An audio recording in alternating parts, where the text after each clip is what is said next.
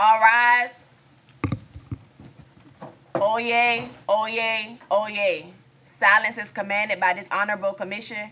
All those having business, draw near. Good morning and thank you. You may be seated at this time.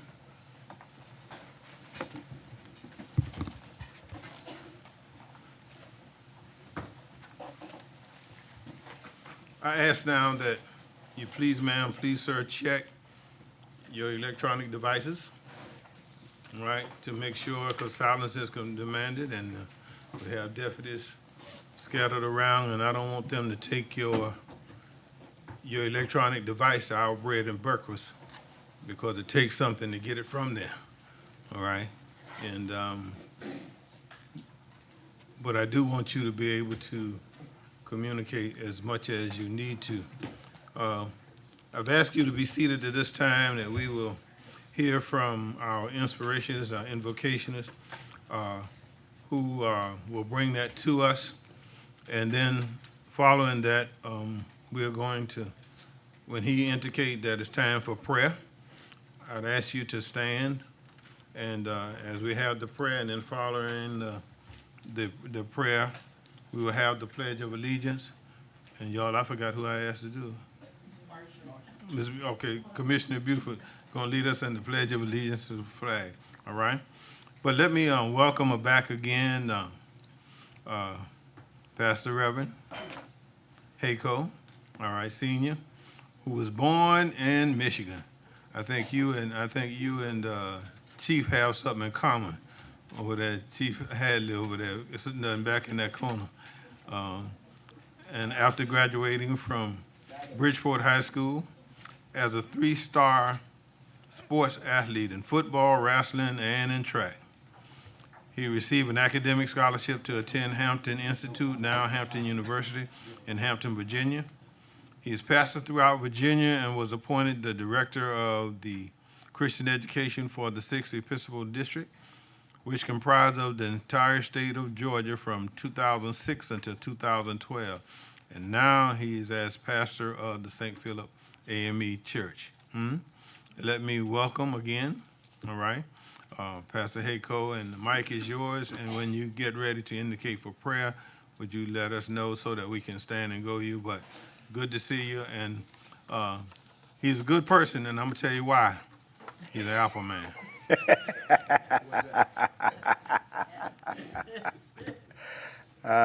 Good morning, Chairman Ellis, to our county commissioners, and to all of you who are assembled here.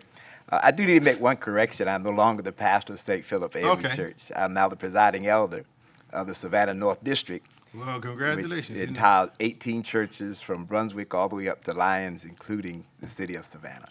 Congratulations. Thank Congratulations. You. Thank you. All right. I put that in my notes. All right. But I wanted to share with us this morning from the book of Nehemiah. Nehemiah, the 6th chapter and the 9th verse. And it says, for they all made us afraid, saying, their hands shall be weakened from the work, that it be not done. So now, therefore, O God, strengthen my hands. This morning I want to share on the subject, it's in your hands. I love the story of Nehemiah because it's about a young, ordinary man who goes and does extraordinary things. Nehemiah wasn't anyone special according to earthly standards. He wasn't the Secretary of State. He wasn't the Secretary of War. He wasn't the Secretary of the Interior. He wasn't the Secretary of the County Commission. Nehemiah wasn't even the secretary. Nehemiah was the cupbearer to the king. It was Nehemiah's job to fill the king's cup when the king's cup was empty. He was a butler. He did a good day's work for a good day's pay. But one day, Nehemiah got word that his city had been destroyed. The news devastated him. But still he had to go to work. And he went to work very sad. And the king even noticed that Nehemiah's countenance had changed. And he asked what was wrong. And when Nehemiah told the king what had happened, he also asked the king if he could go home to rebuild the city. Not only did the king grant Nehemiah's wish, but he also funded the reconstruction. So when the word got out that the work was going to be done, the critics showed up. The closer the project was to completion, the haters showed up. Now, I don't have time to tell the whole story, but I just stopped by to tell this county commission, the work is in your hands. There's work to be done. There's cities to be rebuilt. And as we take our break, I just want to remind you that it's still in your hands. In 1906, Jenny B. Wilson wrote a hymn. Time is filled with swift transition. Naught of earth unmoved can stand. Build your hopes on things eternal. Hold to God's unchanging hand. Amen. So in an ever-changing world, we need to remember to hold to a never-changing God. Hold to his hands, God's unchanging hands. Let us pray. We stand.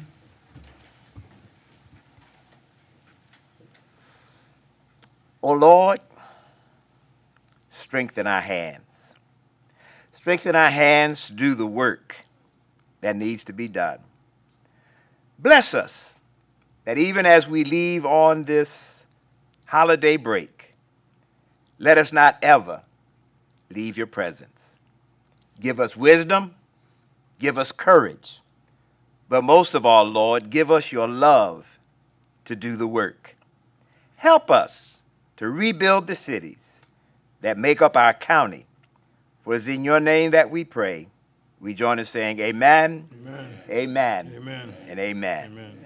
Merry Christmas, Happy Hanukkah, Happy Holidays. Commissioner Buford. To the flag of the United States of America and to the republic for which it stands, one nation, under God, indivisible, with liberty and justice for all. Thank you. You may be seated. Pastor, we want to thank you for coming, taking time out for your busy schedule to, especially now that we know you have to go beyond just the city of Savannah, all right, to take care of your duties and responsibilities. And I'm not going to let the opportunity pass me by, though, but I want your wife to stand up, standing right there behind you. Amen? All right. Good to see you again. Glad to have you here. Thank you all for being here and for leading us in our invocation and our inspiration. It's in our hands. Thank you. Roll call. Chester A. Ellis, Chairman. Present. Bobby Lockett, District 3, Vice Chairman. Present. Melinda Scott Hodge, District 2, Chairman Pro Tem. Present. Anthony Wayne Noah, District 1. Here. Patrick K. Farrell, District 4. Here. Tanya Milton, District 5. Present. Aaron Whiteley, District 6. Here. Dean Kicklighter, District 7. Here. Marcia Buford, District 8. Here. All right. Let us now call on Commissioner Milton as she introduces our youth commissioners. Thank you, Mr. Chairman. Good morning, everyone. Morning. I'm happy to bring to you today our two youth commissioners. We have Miss Maureen Hano, who is a sophomore at Savannah Arts Academy, and I guess her favorite thing is music right now, but she does have some other film background and everything, so she's not quite sure what she wants to do, but the music will lead her. She loves jazz, and I love jazz, so I'm sure that she plays the flute, that'll work. And then we're just going to watch her grow. And then we want to welcome back our Robert Federal, who is going to be, who's a junior at Benedictine Academy, and he's interested in traveling to the Naval Academy when he graduates. So we wish you all both good luck on your future and welcome you to our meeting this morning, and just pay attention, get involved, ask questions, but welcome. Thank you so much for being here with us, especially as you all get ready to do your holidays. And we're so glad now. We ask that you take part in what we're doing. If you just signal up here, if I don't see it, one of the commissioners will see it, so we can get your questions that you may have answered them. And while I'm thinking on that too, let me. I know it's Calvary, Benedictine, Jenkins. Did I miss anybody? They all came in. They all from. I watch it Monday and Tuesday and Wednesday. Yeah, that was it from here. But let us say congratulations to all of them. All right, who showed what we have here.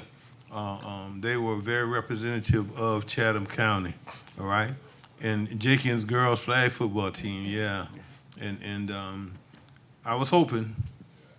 I had my legs crossed. I had my fingers crossed, but that cross didn't bear. All right, but we thank them because they gave a yeoman's effort into our state playoffs as they went to and fro. All right. Also, let me do, before we go any further, let me introduce. I see we have our constitutional officers from the clerk. All right. Sister Mosley is here. Do I see anyone? All right. He's not a constitutional officer, y'all. Thank you. All right, I got it. I got it. Slow down. I got it. All right. I just want to make sure I don't miss none of the constitutional officers. All right. Glad to have you in our service. Deputy Chief Holmes, we're glad to have you here as well, as long with the chief and the fire chief and all the rest who are here. At this time, Mr. Manager, I'm going to call upon you for proclamation and special presentation. Yes, sir, Mr. Chairman, Commissioners. I'm going to ask our Human Resources team to come to the front as we recognize county employees on their various years of service to the citizens of Chatham County.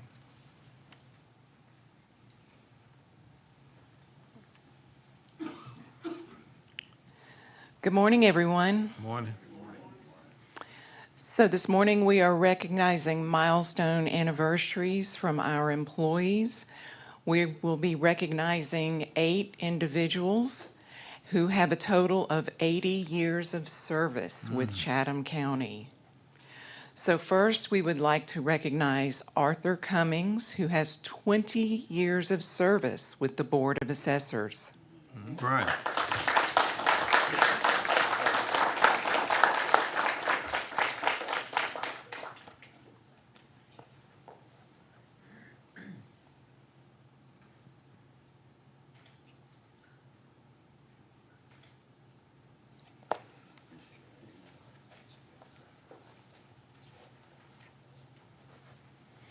Next, with 20 years as well, Battalion Chief Jeff Mills with the Chatham County Fire Department.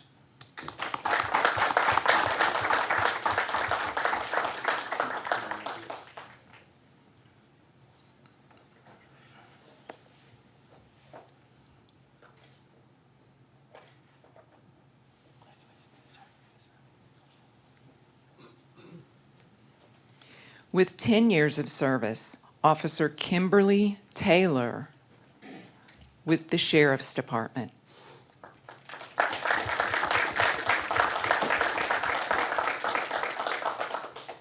Also with 10 years of service, Catherine Glasby with the Public Information Office.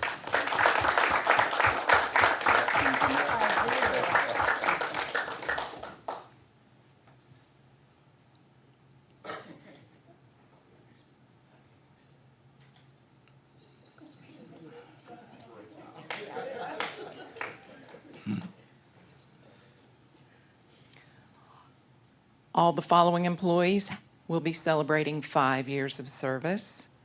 Jackie Jackson with the County Manager's Office.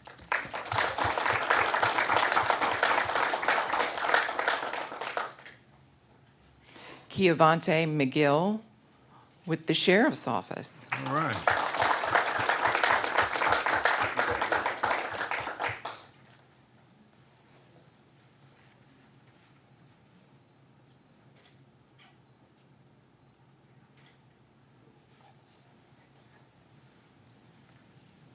Brian Vinson with the Sheriff's Office.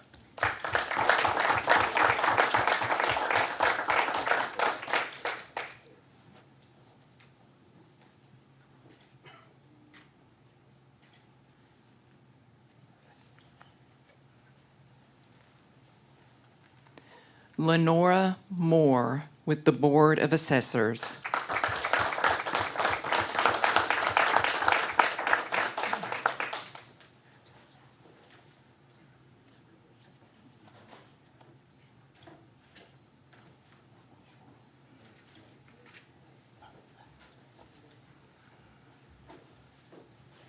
Chatham County thanks you for your service.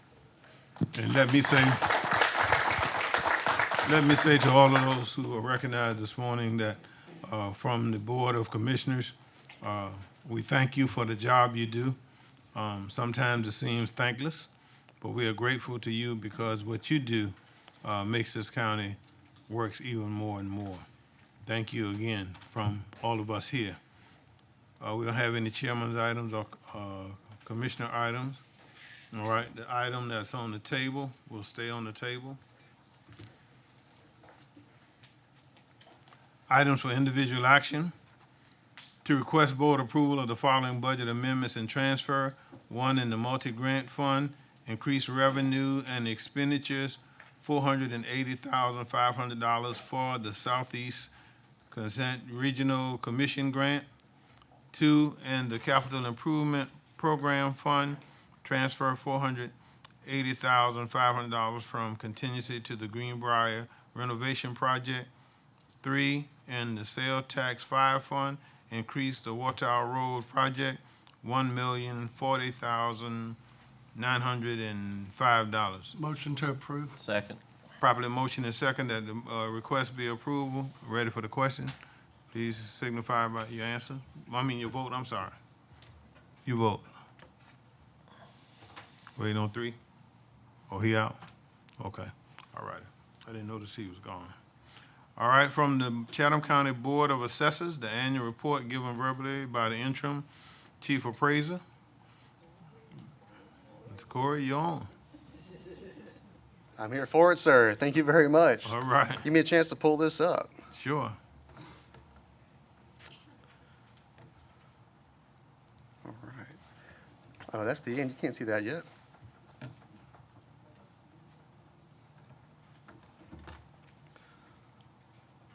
Once upon a time, I was an IT guy, but you never know right now. Good morning, everybody. Mr. Chairman, Commissioners. It's my great pleasure to be able to come to you all today to be able to present what we're going to call our 2025 accomplishments. So we're going to walk you through some of the things we do every year, some of the challenges that we have, but before we get cracking, I've got a few folks in the audience here with me today. I'm joined by our chairman, Mr. Terry Tolbert, our vice chairman, Ms. Gina Taylor, and our board attorney, Ms. Abda Quillian, who have all come in their support of me today, so the pressure is definitely on. So what do we do? Well, our job is primarily to submit the tax digest. It has to be correct, it has to be on time, and we get there through a couple of things, and that's going to be the valuation of property, both real and personal property. Now, a normal year, as it were, is pretty challenging, but this past year, 2025, as we look back, was perhaps the most challenging year that I personally have ever been through in my capacity here at the county. So we're going to walk you through just a little bit about who we are, what we do, and we're going to sing our praises for you guys. So who we are. Again, our board members, our chairman, Mr. Terry Tolbert, vice chairman, Ms. Gina Taylor, board secretary, Ms. Laura Hegstrom, and our attorney, Ms. Abda Quillian. There are a few senior managers that we have as well. There's, of course, me, the interim chief appraiser, our deputy chief appraiser, Ms. Lisa Lauermore, our quality control administrator, who does a lot of our technology, is Mr. Kevin Hicks. And we have a few assistant deputy chief appraisers as well. We have Julie Marine over residential. We have Tally Peak over support services. And we have Mr. Tobe Northcutt over our commercial, personal, industrial divisions. So it takes a lot of us to accomplish our goals every year. There's about 66 total staff members, including myself, and they're kind of broken down like this. So we have over 14 managers, 36 appraisers, 10 clerical staff. Those are the folks that answer the phones, take homestead applications. Those are the ones you talk to when you call up there with a question or a problem. We have 2 admin assistants, a couple of GIS and legal staff that do all of our mapping and process property plats. We have our very own appeals coordinator who makes sure that we're on time with how the appeals process works. And we have another quality control analyst who looks for issues in our digest and also helps to prepare and submit that digest to make sure it's right. So across the entire department, we have a few different divisions. We have our residential division, commercial and industrial division, personal property, support services, GIS and mapping, and quality control. So it takes an awful lot of breakdown, an awful lot of staff members to make sure this digest happens the way it should, and it does every year. So the 2025 tax digest, it's a pretty big thing to look at. So we're talking about 125,000 real property parcels and about 28,000 personal property accounts. Those are going to be things like boats, aircraft, but more commonly it's going to be business accounts for those commercial properties that have business assets. But you can see a breakdown on the side over here. So this is going to be the digest values. 2025 digest was right under $80 billion total. And you can see year to year, all the way down in 2022, $56 billion. And you can see the growth. We've seen double-digit growth year after year after year. Pretty significant numbers when you think about the overall totals. So 2025 in detail is actually a $79.7 billion on the digest. Now, I want to be clear about something very important that gets overlooked sometimes. When we talk about the digest, we're talking about those items that are taxable. We also have exempt properties, which are non-taxable. We have to appraise those as well. We have to maintain their records and keep them accurate. That totals about $10 billion. So really, we're looking at almost $90 billion on the digest alone. So annual growth from 24 to 25 was at 7%. A little slower than previous years, but 7% is still quite significant. Of that contribution, we have about $1.5 billion added just from new construction alone. These are things that came onto the digest for the very first time in 2025. Another part of our duty is reassessments. So out of that, $4.5 billion was added just due to reassessments alone. That's going to be updating things like our cost schedules and things that result from our different market analyses.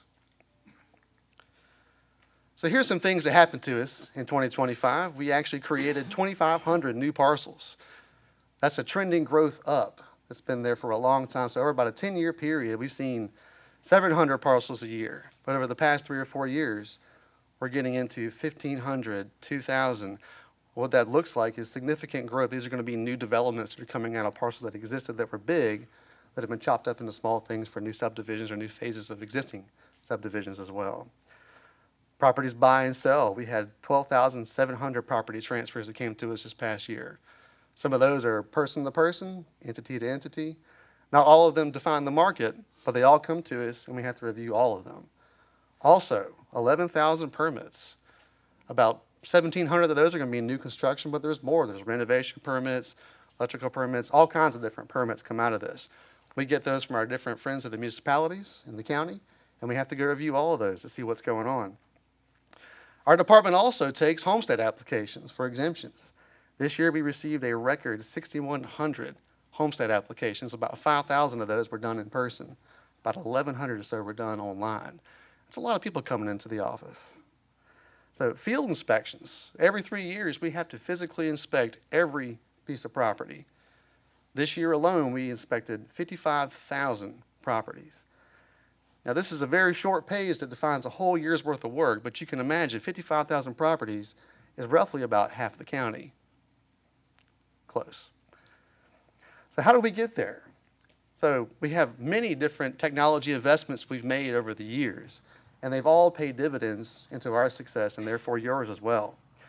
One of the biggest things that we've done that helped us get to that 55,000 field inspections is that we invested in mobile technology. We have tablets that we can take out into the field that pretty much take our system with us. We can update records on the fly out there in the field. We can take property photos. We can even sketch new properties while we're out there in the field as well.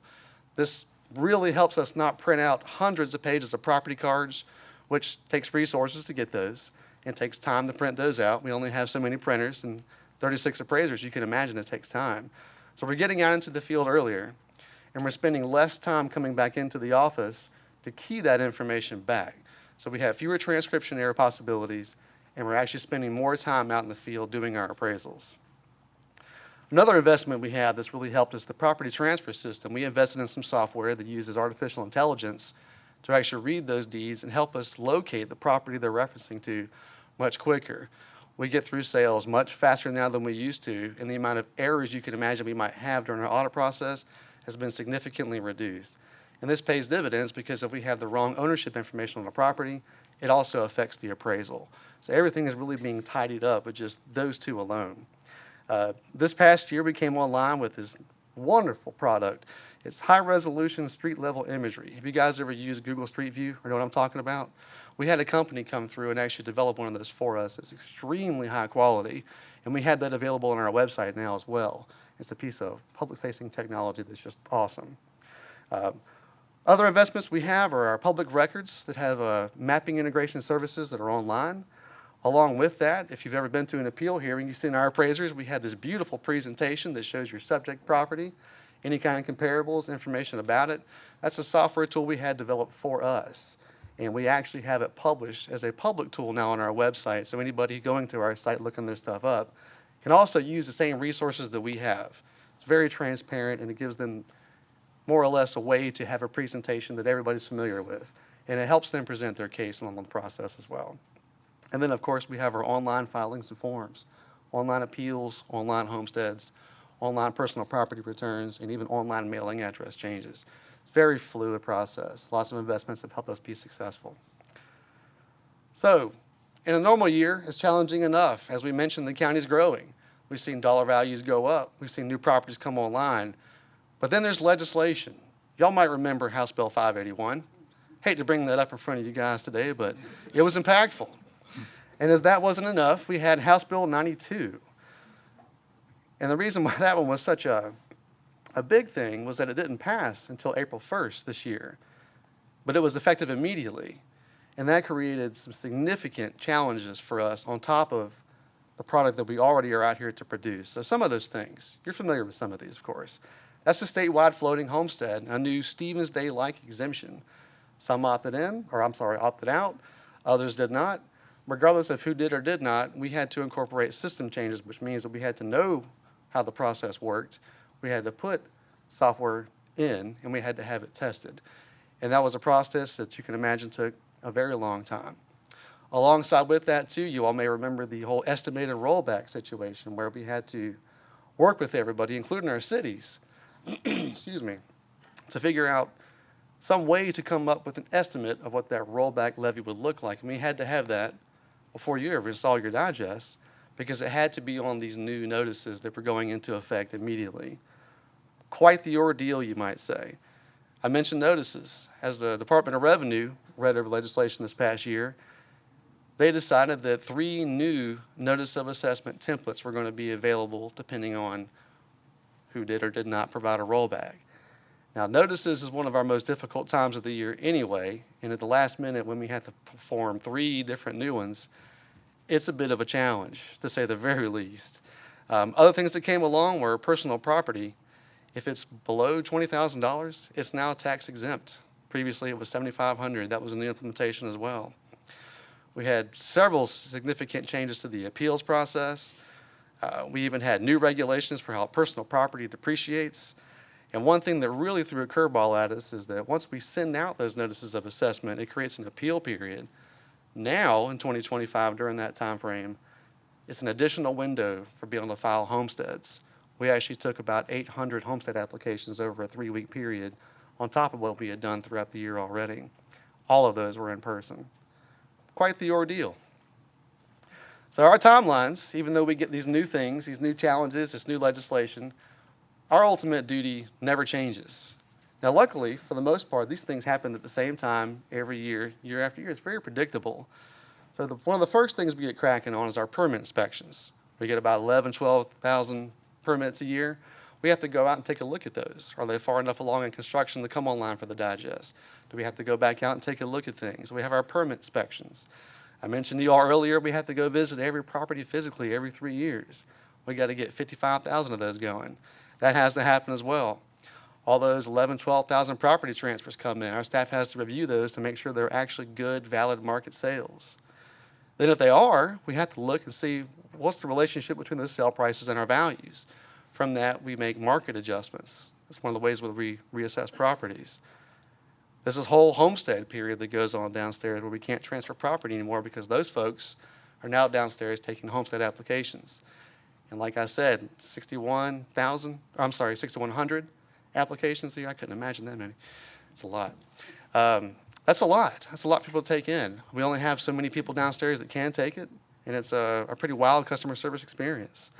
Personal property returns is something that most people don't think about. Anybody who has a personal property count must return that to us. We have some online filings, but most of those we get from CPAs in the mail. We get about 10 or 11,000 of those. And they all happen to come really right at the same time, April 1st. That's the homestead deadline and the deadline for filing returns. It's a very busy time of year, and it tends to happen right at the end of everything when we're trying to look back at ourselves and go, what needs to be addressed? And that period is actually our internal audit period, which is the most important period that we have throughout the year. No matter the work that we did throughout the year, at some point we have to go back and take a look at what we did to make sure it's correct. And we spend about a month and a half just locking everybody out of the system, running all of our reports to see what did we do to ourselves in the data and what did the system in turn misinterpret of how we were trying to use that data. We have lots of checks, lots of processes, lots of calendars, lots of sign-offs to make sure that the digest we're coming up with is as correct as it can be, because ultimately our Board of Assessors must approve that digest. They must approve those values, must approve those exemptions before we can ever make any of that public. Then we go through the process of mailing out those assessment notices. I'm sure you've all seen those before. It's got your property on it, it's got your current value, it's got your previous year value, and it's got some information on there that was different this year, right? We had some different exemptions, we had some rollback information that was on there. That is one of the most important pieces of mail that we send out every year. So we spend the whole year working up to that moment, we send it out in the mail, and then we wait for appeals. That's the appeal period time. 45 days from that time is when people can appeal. So we look back and go, all right, we did it. Now who's going to say we're wrong? And we begin the appeal process. That's another thing that our appraisers have to do. We have some appraisers that have 200 appeals they get, some that get 500 appeals every year. It's a pretty big process. But again, technology investments and making those tools to develop those presentations have helped that process along the way significantly. So once we do our part, we still have to submit that digest to the state. But there's other things that have to happen along the way. Now, why do we submit that digest? What comes out of that? Well, in order to be able to, for the tax commissioner to be able to collect those taxes, the digest has to be approved saying that the values we came up with are correct and the procedures we use to get there are also correct. And there's pieces of it that we do, pieces of it that the commissioner's office does, pieces of it that you all do. That's going to be your public hearings for your millage rates. There's going to be advertisements in the paper that have to have a very specific measurement. Part of our digest submission process is actually taking out the rulers, showing that they're 30 square inches, sending it off to the state, and let me tell you, they do check to make sure it's that big. That's one of those things that if it's not right, can tank the entire process. So there's lots of reports that we create on the side. There's a summary of consolidated digest. That's information that we provide all of our levying authorities that you then turn around and use to develop your tax rates, your millage rates. And we maintain those for every taxing authority. I mentioned we get appeals. In a process of submitting the digest, if we get too many appeals in a year, we can't submit the digest, which means that we have to have good values, and we have to begin working those appeals as soon as we get them to make sure that we're able to submit the digest. There's a certain thing called value in dispute. If that number is too high, the state will not allow us, they will not approve our digest if we have too much outstanding.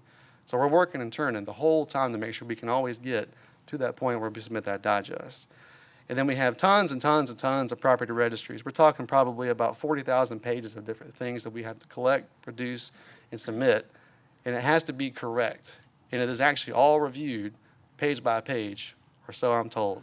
And that's to the Department of Revenue.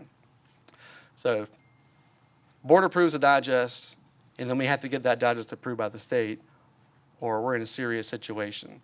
And it's always a hurry up and wait, what's going to happen next?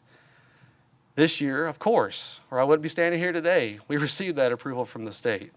We get this nice, pretty letter that you can see there on the side, and it's somewhat of a comical thing to look at, that the entire year's body worth of work comes down to that piece of paper right there. But it reads, the 2025 County Ad Valorem Tax Digest received by this department as required by law has been found to be in proper form and accompanied by all necessary documents. Therefore, my order authorizing the use of the tax digest for the collection of ad valorem taxes is enclosed. That's the most important piece of paper I think I get every year, besides my annual evaluation. Because that means I get to have an annual evaluation. Otherwise, there's no point to it. The entire purpose of our office is to receive this document. And the process that we go through to get that document are not things that we come up with on our own. They're not arbitrarily decided on how we go about things. They're very purposefully dictated by laws, regulations, our policies, and things that we have to sometimes come up on the fly due to new regulations or laws, as kind of was the case this year. But that's not the only thing that happens to make sure that we're doing our jobs the way that we're supposed to. I mentioned to you all this year is pretty challenging. Some of those challenges happen every year, some of them happen every 3 years. This year they kind of all happened at once. It was a thing, I'll just put it like that. So every year, the Department of Audits and Accounts, I mentioned to you all earlier that we go through a whole sale review process where we develop sales ratio studies to see what, if any, kind of market adjustments, up, down, or flat, we need to make. We get audited every year by the state, who goes through the same process to make sure that we're actually doing the job that we say that we're doing. It's a pretty significant audit, and it's been a challenge because property values have gone up significantly year after year. What this study does, and why that part of it's important, is not only are they looking at the properties adjusted due to sales, they're looking at to make sure that we're adjusting all properties in a market area due to those sales. If a property sells, we're not going to change the value on that property. We're going to look at a bank of sales in a market area to look for applicable market adjustments across that area. That's what we're charged to do, and that's what this audit verifies. This audit also takes into account to make sure that we've been doing that year after year after year. It's pretty significant. And I'm very happy to report that the equalized ratio at the bottom of this, it says 38.22. That is a near perfect ratio. That means that we've adjusted sales, properties, exactly as we should, exactly as we plan to. We've been doing that year after year after year with consistency. We have a very uniform process, and we got the all clear from the state. Another celebration for us along the way. But that's not the last one, because what's one more, right? So every 3 years, the Department of Revenue visits each county, and it's a whole day audit. It's much more significant, thorough than the digest submission process, or even this one from the Department of Audits and Accounts. They pull out everything. They go through all the laws, all the regulations, all the promulgated forms to make sure that we're doing things exactly, precisely the way that we should. They take a look at our policy manual to make sure we have proper policies. Some policies we have to have because they say so. Some policies we have to have because we have to have a uniform process. They look at that. They again look at our sales ratio studies that we use for our market adjustments. They took a look at all of our agendas and minutes to make sure certain things are recorded. Things like the submission of the digest, things like the approval of exemptions, all of our corrections. Everything needs to be in those agendas and minutes. There's also this thing out there that DR has called the Appraiser Procedure Manual, and they check our processes to make sure we adhere to that. It's very specific. They're taking a look at our appeal guidelines. Are we receiving appeals? Are we responding to appeals? Are we coding those appeals correctly? They take a look at our staff qualifications. So within a mass appraisal in Georgia, you have appraiser 1, 2, 3, and 4. And there's a certain amount of those you have to have depending on the size of the county. So they pull out all the stops, take a look at our size. We're pretty big. We're the biggest metro county outside of Atlanta. And they say, do you have enough staff that are of certain qualifications to be able to do the job? They look at that stuff. They look at our field inspection procedures. They look at examples where we've actually done public engagement. I think this counts. They look to make sure that we are updating our cost schedules. So we do market level adjustments, but each year we also get new cost schedules from Marshall and Swift. They look to make sure we're keeping up with those, and we do update those every year. They take a look to make sure we're using proper forms that they produce. They look to make sure we're using proper forms that we have to come up with on our own to meet certain procedures. And they also look to make sure that we have documented budget requests. And why that's important is if they ever indicate a deficiency in our process that's due to a short of resources, they want to be able to see that we've asked in budget requests to get those. That's just part of that process. I'm very happy to report that after all of that review, we're in full compliance. Now let's summarize all that up. 2025, a difficult year, a year in which something should have gone wrong. It's very difficult to do no matter how many staff you have. We got our digest approved by the Board of Assessors. It was then approved by the Department of Revenue. Department of Audits and Accounts passed audit with our sales ratios, and our digest review was in full compliance. A year in which something should have gone wrong, everything went great. That's no short order. So how do we keep that up? 2026 is here upon us. We're already in it. I don't know if y'all looked around much, but I still see new stuff going up all over the place. Staffing and training is always going to be a paramount thing for us. You heard me in the beginning talk about a good measure of our successes were due to technology initiatives. We have lots of tools to help us find things, discovery type tools. Now it's time to invest in tools that can do analyses on those things. What is it that we're seeing? What can we learn about it that we haven't asked the right questions on? How do we close the gap between staff that have been here for 20 years that have now gone, and now we have staff that have been here for a year? You can't replace 20 years without having somebody be there for 20 years. Technology can help us close the gap on a lot of those things. And I'm sure you all are much more aware of it than I am, but there's new legislation already being talked about. We're going to have to be out in front of that. A lot of times when new legislation comes around, it can be a procedure for us. But a lot of times it's going to conferences, going to meetings, figuring out what changes we have to implement in our CAMA system, in our software systems. That's not free. It's something that we have to do. So it takes knowledge and education to be able to understand what we do. It takes the same knowledge and education to understand what we're going to need to do for future legislation. And it takes vision to be able to anticipate where the county is going and what tools we need to have in place to make sure that we continue to produce the way we have for 2025. As always, it's our great privilege to continue to serve the taxpayers of Chatham County. Thank you all so much for your time today. All right, I'd be happy to questions? answer any questions. Let me get it. I got Commissioner Farrell first. I can see Commissioner Whiteley be second. Any other? All right. So I just wanted to say that's a impressive presentation. You represent the assessors marvelously. Thank you, sir. And looks like we're in really good shape. I do have a question. How long has that interim been in front of your title? It'll be 3 years Monday. Okay. So I would like to encourage that we erase that interim at some point in the very near future. No, y'all getting another. Y'all getting into another board's business. No. Stop. I'm just encouraging. I know, okay. I'm not making a motion. Okay, I'm just- all right. I'm just- Yeah, but I think I he's heard- doing a great job. And I agree with you, but I heard that second. I second that motion. Let me just say that as the chairperson, we're working on those items, and of course, it's an internal process. You know, of course, when you're training people, you know, let us take, for example, he came up in the organization, and of course, my vision for the organization is to grow people within. And of course, it takes a period of time to learn from being a person in his position when he started to where he is now. It didn't happen overnight. And so if and when he gets this position, there won't be any question about his credibility in making this presentation before you or anybody else. And so we're pretty pleased with what he is doing, but of course, that's a decision we'll make soon in the near future, very near future.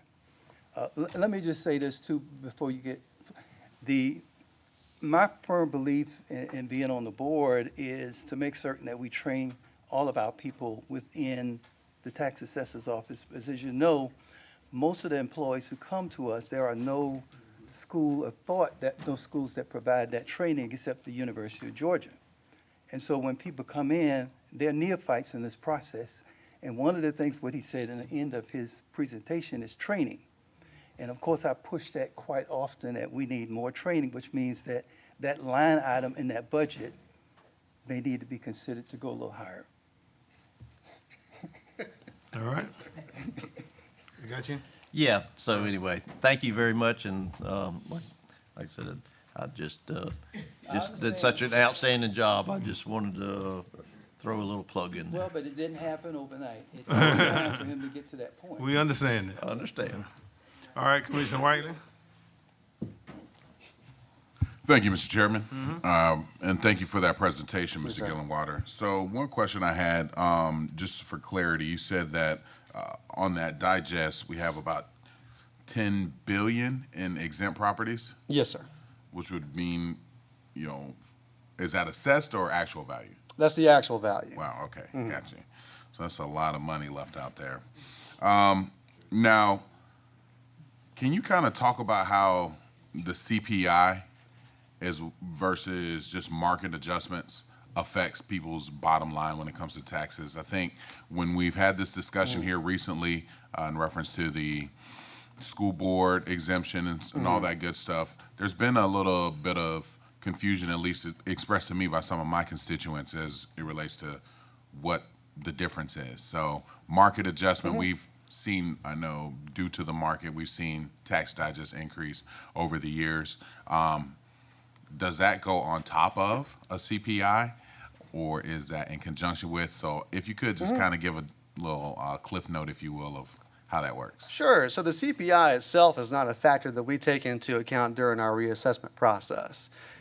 Where we do anything with it at all is in direct correlation to adjustments to Stevens Day for those authorities that apply that CPI factor, such as the school board, Savannah, and Thunderbolt. That's an inflation factor that's produced by the institutions that come up with all that stuff, and we just consume it, and it gets supplied to the Stevens Day base and creates some level of adjustment.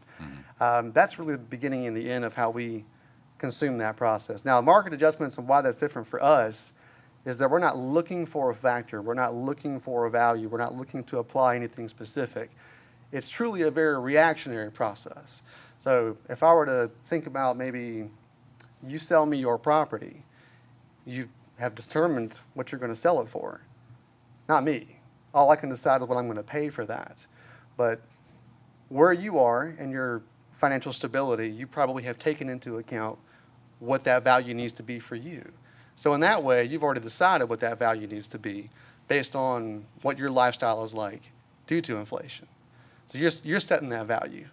And then the buyer buys that property, and then we have a fair market value, a qualified sale. So we get several of those. That happens 5,000 times throughout the year. And whatever those values are versus the values that we have from the previous year, we look at those and try to find that relationship.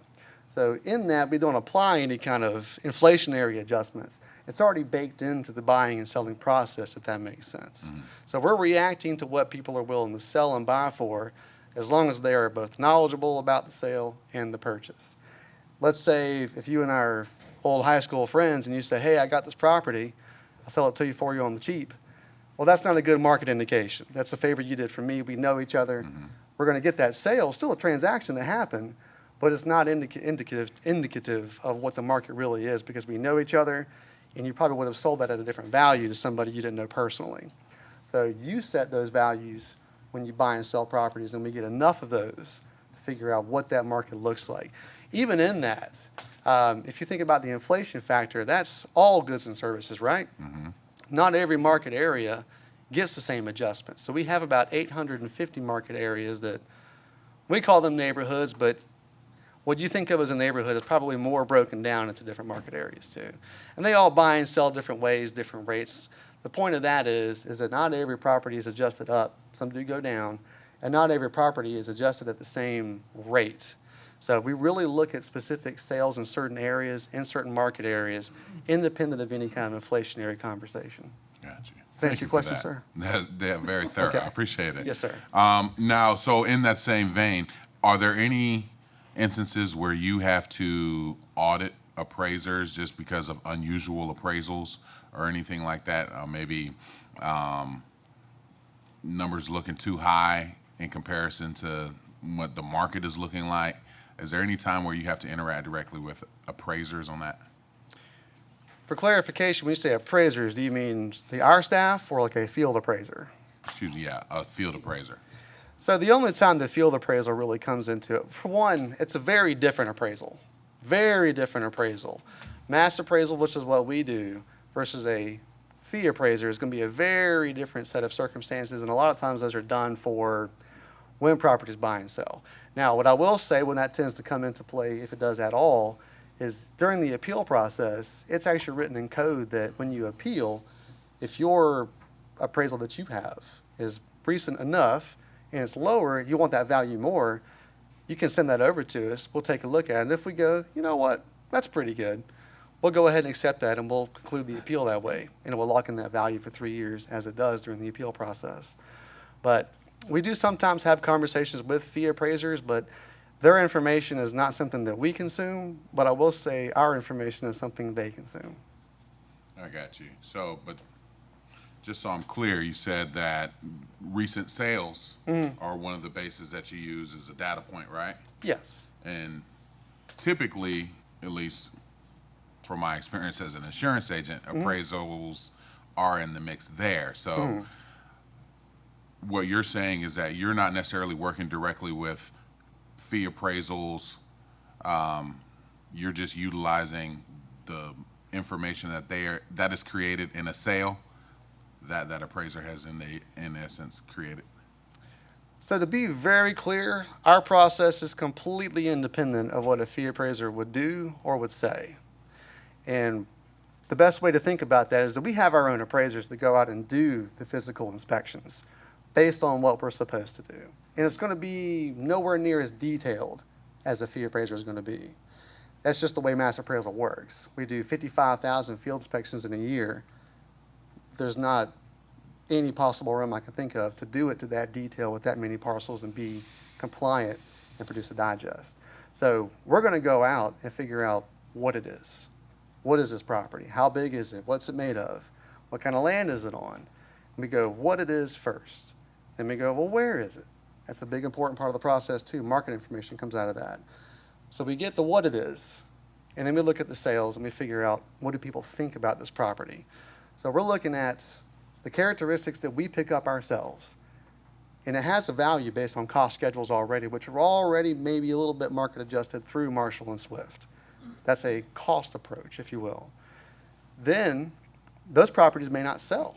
They're not going to get any kind of adjustment. When we do see sales, we compare what they're selling for to the values that we have.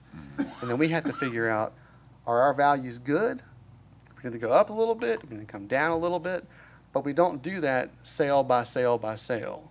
We look at a good enough bank of sales in a market area to go, do we have significant enough market activity in this place to warrant a market adjustment?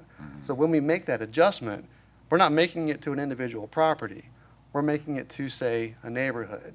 So if we throw a factor on it that's going to move it by 0.5, every property in that market area moves 0.5. So we're not doing targeted adjustments. If we know we have factually incorrect information, let's say we ridiculously have 4,000 square feet on a clearly 1,000 square foot place, we're going to go fix that. Very obviously, we're going to fix that. So it's all about the data that we have and the data that we consume from the resources we get them from. And we do have fee appraisers sometimes that will call up and say, oh, I see this, I see that. But they're going to be looking at things that we don't look at. A big way to think about that is they're going to do a lot of interior inspection. We don't do interior inspection. We can't. We're going door to door to door through the neighborhoods. If somebody calls for an appeal or says, hey, I looked at my property on your website, you got something wrong, we'll make an appointment to go out there and take a look and go inside. So that's really the only time that stuff comes into play. Sometimes during the appeal process, as I mentioned, maybe somebody just bought a property, they've got the appraisal, they'll give it to us, and we'll look at it, and if we're close, a lot of times we'll just go ahead and accept it, just to satisfy the appeal. But it does not change our approach because they have different information, because they're going to have different information due to the nature of what they do. Gotcha. Well, thank you for that. I appreciate all that insight. I'll say, Chairman Tolbert, I think he's pretty trained. I'll tell you that. Thank you so much. Yes, sir. Thank you. Commissioner Noah? I just want to echo Commissioner Farrell's comments. Wow. I mean, just the numbers, I was trying to put it, 55,000 appraisals a year, site appraisals. Yes, sir. And you have 36 people doing that. More about 25 for real property. So those field inspections Oh, are real wow. property only. It's about So 25, the numbers 26. are greater than what I had. I had 1,500 per appraiser, so it's way more than that. That's about 6 a day. So I mean, I don't know how you're doing it with those few people. I'm thankful you're doing it. The report is amazing, and keep up the good work. Thank you, sir. All right, then, Commissioner Hodge? Thank you, Mr. Chairman. I do have a question. When you talk about the non-taxable properties, do you know the breakdown of which ones are non-taxable because of usage versus those that are non-taxable because of the, what is it, the ownership qualities? Or do you know the reasons and the percentages, or can we get that information later? Certainly can provide the information, but just as a general talking point, there are a number of reasons why a property can be exempt. The building that we're in right now is an exempt property. It's a government institution. Schools, another example of that. Your charitable organizations that go through the process, they have to apply and become approved to make sure that they are fully nonprofit. Churches, another example, cemeteries. You have our development authority as well, who encourages those businesses to come down, and they're off the digest as well. So there are a good number of reasons why something would become exempt. But I'd be happy to prepare something to share with you all that has more of a breakdown. And specifically, I want to see like ownership qualities also exempt properties as well, right? Like veterans and So those are going age. to be, I see what you're saying. Those are actually going to be more in the homestead exemption category. Those are not going to be fully exempt properties. They are still taxable in some way. The 10 billion I was referencing before are they have a classification of exempt. Gotcha. Which means they're exempt from all taxes. Okay, that's what I would like to see. Thank Some of the you. exemptions that we have out there will exempt a pretty good bit of a certain taxing authority, but not all authorities. Gotcha. Thank you. All right, Youth Commissioner Federal? I did have a question. So in the utilizing technology section of your presentation, you mentioned how deeds are processed with AI assistance. Could you please evaluate what AI is actually doing to help with that? So the best way to put that is when we look at deeds and PTs and the information that comes to us, we're trying to find the parcel ID that particular deed references. You're not going to, the parcel ID is some information that we come up with to identify properties.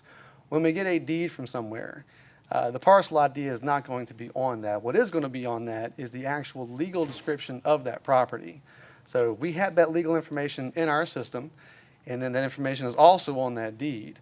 And the best thing I can say to describe what it does is it pulls information from our system and from this deed to help match that up very quickly so we can go bam, bam, now you got both. We still have to then turn around and go take a look at it to make sure that we agree with what it says. Because it is still AI. While it's a great fundamental tool to help move things along, it still needs that human element to make sure it's correct. So what it's doing is it's pulling our legal information and matching it to a deed somewhere. What it's also doing, because properties can transfer multiple times in a year, is it also identifies if maybe we have gotten to a deed that's out of sequence. So if we pull it up, it's going to go, hey, wait a minute, you actually have a different transfer in the process. So it's doing those kinds of things. It's not actually performing any real function other than help shortcutting identifying which property is being referenced on a particular property's deed. All right. What did you mean by sequence? So let's say I sell my house to you, and then you sell it back to me, or you sell it to somebody else. There's going to be a sequence of ownership. So let's say I get a stack of deeds, and the one I've got is the most recent one, but I don't have the 3 that happened before that.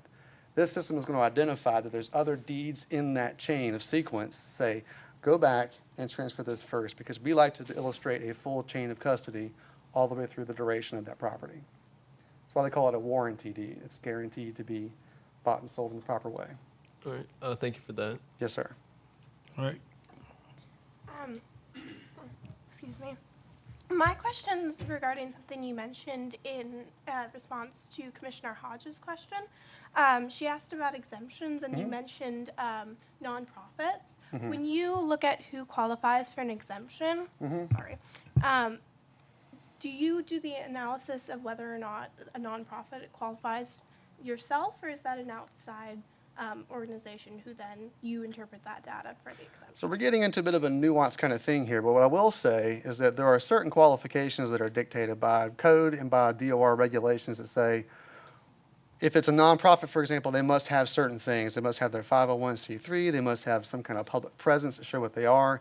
The building must be accessible in certain ways, and there's part of it, this information they have to provide to us, but there's ultimately always going to be some kind of field visit that we do to make sure that what they're saying is correct. So we qualify them, but the rules to be qualified are actually dictated by Georgia code. So take, for example, excuse me if I'm mistaken on their status, but the SCAD University, they qualify as a nonprofit, correct? So they have to meet those requirements, but you make the ultimate say on whether or not that qualifies them for an exemption? That's pretty fair, yes. Thank you. All right, did I get everybody? I have everybody. Yes, ma'am. Thank you very much. Very thorough. I mean, that whole process and like Commissioner Noah was saying, all of that with just that few amount of people. But again, what you did say is that you don't go into every house. Yes. You don't do every property. You do it by the community or by the neighborhood. We do every property. I want to be clear about that. We just don't go inside every property. But we do visit every property. Now, we've encouraged him to let you know that the average person to do this work will fall below that number. And we do need more people to do the work. So they're doing yeoman's work for the budget that we have. So he won't say it, but I'll say it for him. I think maybe a good way to illustrate what that labor overhead looks like is the industry standard from the IAAO, governing body for assessors, is appraisers should not be assigned more than 4,000 parcels per appraiser. Most of our staff is between 5,000 and 6,000. And that's even after we've gotten additional people on board.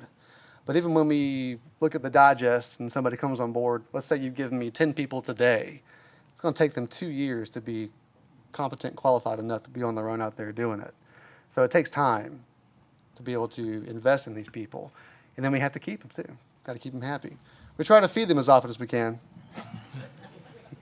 We throw down some barbecue. With that new number taken 24, they do 8.8 appraisals a day. Crazy. Did I get everybody? The only thing you left out is I don't see the data on the barbecue sauce yet. You're not going to see that. I can show you how many. Yes. I can show you how many gallons I made, but I can't show you the recipe. All right, let me explain for those who I caught them a balance up here. All right. Every year we celebrate those who work in the appraiser's office, and there are folks who are trying to outdo him with his barbecue sauce. All right, and so I told them they have to analyze it and do it like they do the appraisers. They come up with an answer. And so that's why I was asking, did the data come in yet? Not even my mom knows that recipe. And he don't plan on letting it out either. Thank you so much for what you do and how you all do that we go through. Now, you getting ready now for, as we move out of the 25 into 26, the appraisers will go out and there'll be an appeal process. Do you have kind of indication as to when the appeal process is going to be? So the way it normally goes, and the way it tends to go, is we're going to send out those notices typically in May. And as soon as those notices hit the mail, it's a 45-day appeal period that starts. That's what I want, and what I wanted to get out of your presentation today for the general public is look for it in May. and know you got 45 days. 45 days. You know, because I know people raise saying because they 2 days late, or sometime a day and a half late, you know. So if you look forward to, the general public look forward to the appraisals coming out in May, and then they got 45 days, so they know when they're due, all right? Yes, Thank sir. you so much again for your service, and thank you for, all right? Thank you all very much. Maureen? All right. I just had one question about the 45 days thing, because I know most of Savannah's mail goes through Jacksonville before it returns to the city of Savannah and other areas in Chatham County. Is that 45 days from when it's postmarked in a Savannah mail office, or is it 45 days from delivery? Postmark. A wonderful question. So as long as it's postmarked by the deadline, if we get it a month later, it's a timely appeal. Right. Okay, great. Because personally, my family has experienced issues with getting our mail in a timely manner. And Right. So I would hate for that to be the issue that prevented somebody from. Sure, yeah. And one thing I will also plug is independent of the post office, we accept appeals online as well. It takes about 30 seconds to do. It's very simple. Thank you. And so they'll know to start looking for that in May. Yes, sir. Go online rather than going by mail, because it takes a while to get to Jacksonville. All right? Exactly, to get back here. Thank you so much. Let me this time now recognize he came in, the Chief Judge is here with us today. All right? Want to acknowledge your presence and call on the Fire Chief, Mr. Manager.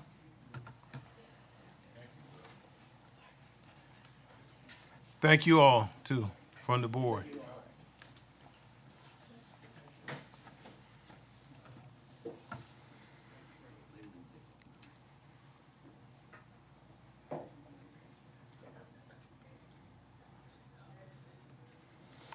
Good morning, everyone. I'll be brief. Thank you for having me here to go over the quarterly report.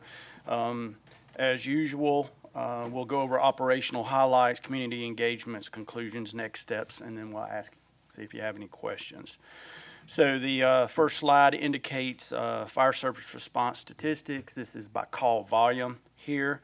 If you'll notice, January 1 through November 30th, we cut it off on the November 30th, 3,999 calls total. You can see on the left-hand side the breakdown that we use nationally to recognize it. That's about a 10% decrease overall, which is a good thing, of the type of calls we respond to. Also have this time by month, so give you a little bit of a graph. You can see it's pretty steady. In April it kind of dropped and then it picked back up in October, November. That's just due to the cold. We expect the same in December, January, February roughly. Calls will go up just because people are more frequently using heaters, outside fires, things of that nature, their chimneys and everything. Oops, sorry. Next is going to be our medical services response statistics. Again, doing it by call volume. It's a little bit busier here, and it's just because we have so much data that we're starting to collect now. But our community paramedic program, which is also the behavioral health unit, they had 1,398 calls from January 1 to November 30th. On the right-hand side, directly across from that, that's our primary impressions. That's basically when we respond to the call. That's our initial impression on how the patient presents. It's broken down by behavioral health calls, general, substance abuse, whether it's some type of a stroke or, you know, it's just broken down how we see it. And those are just the top 10. If you look at it overall, all impressions is probably over 100. So these are just the top 10. Our ALS engine, engine 305, has 701 calls as well.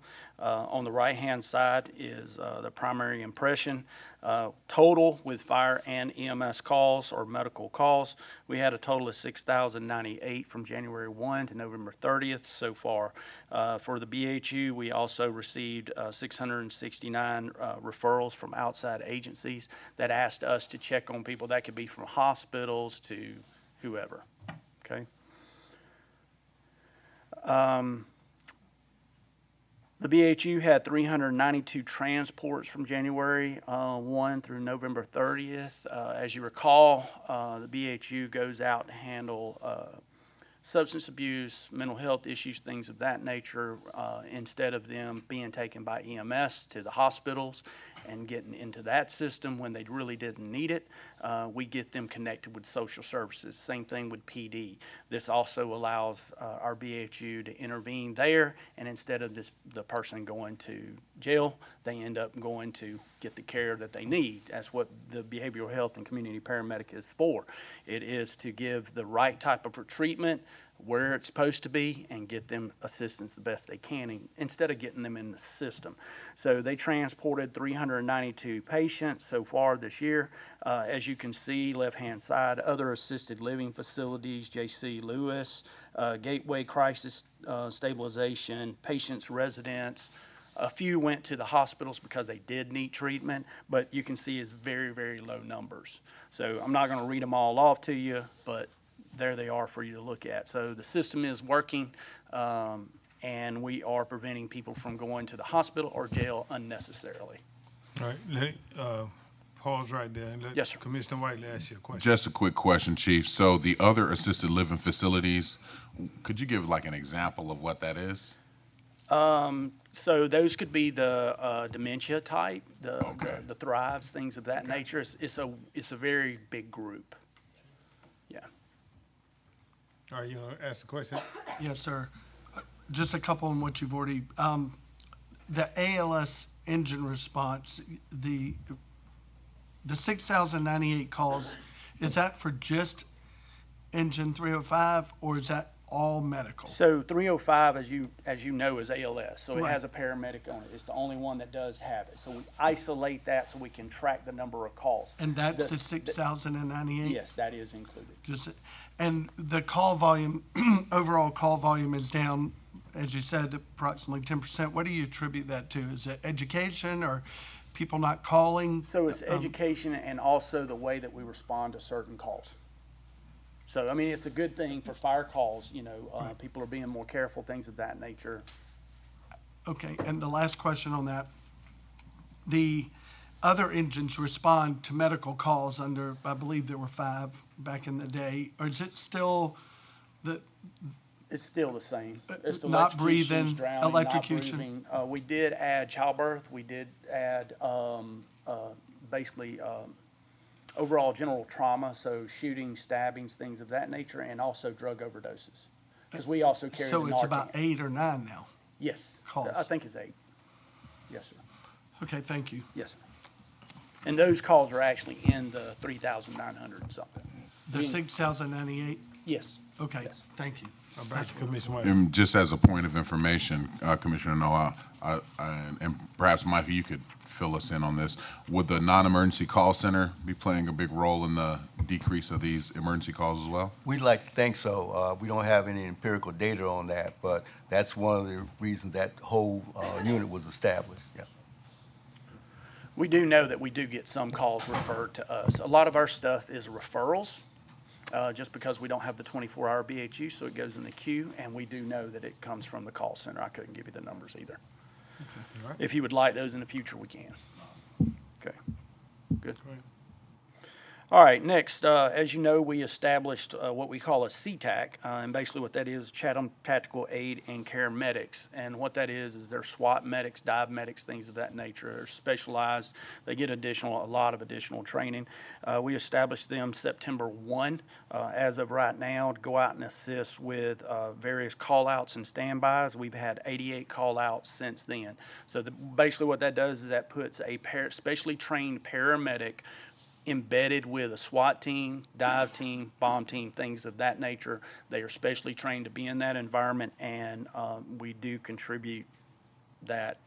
It's critical for them to be there. We have had some interventions to where it has saved officers' lives this year. So just wanted to give you an update on that. They're very, very active. Oops, sorry about that. You've heard me talk about the biospatial data, and basically this is overall data. So far between January 1, November 30th, in Chatham County specifically, we've had 5,901 basically year-to-date overdoses. Those can be non-fatal, fatal, heroin. I mean, various drugs there. What I do know is that Narcan's been given out, what our data is, and it's sporadic data, so we're trying to narrow that down a little bit better to get a little bit more accurate, but some of our data shows through Biospatial that Narcan has been given over 900 times. About 250-ish has been given prior to EMS arrival, and then the rest of it was given by EMS. So the Narcan being out in the field by police, fire, and everybody is making a difference. So again, as you can see, it is definitely an issue in Chatham County. We do have a good bit of drugs here. So. Training hours overall, we're kind of closing out the rest of the year. We've had a total of 32,571 training hours completed by our fire personnel. As you can see, the breakdown on the side, company level is really what they do in-house. Driver operators are only associated with drivers. Facility hours is where they actually go out and they do live fire training, search and rescue, things of that nature at our training center on Grove Point Road. We also have to keep up our hazmat as well as company officers. So company officers are required to get additional training on top of all their other fire training and EMS training to keep their license, to be able to be good leaders, supervisors, and managers. So to the right-hand side, it's just a breakdown. Some good things to also mention in training accomplishments this year. We were notified that there was a change of requirement by the state Office of EMS and Trauma, that all first responder agencies, anybody that goes out first responder, must be fully licensed. So we ended up going through that endeavor, and we are fully licensed, and we have been since about September. As soon as we got notified, it took us about a month and a half. So if you'll notice any of our trucks, we've got numbers down the side of our trucks on one of our doors. That's basically what it means. We are fully licensed. All of our personnel are licensed as well.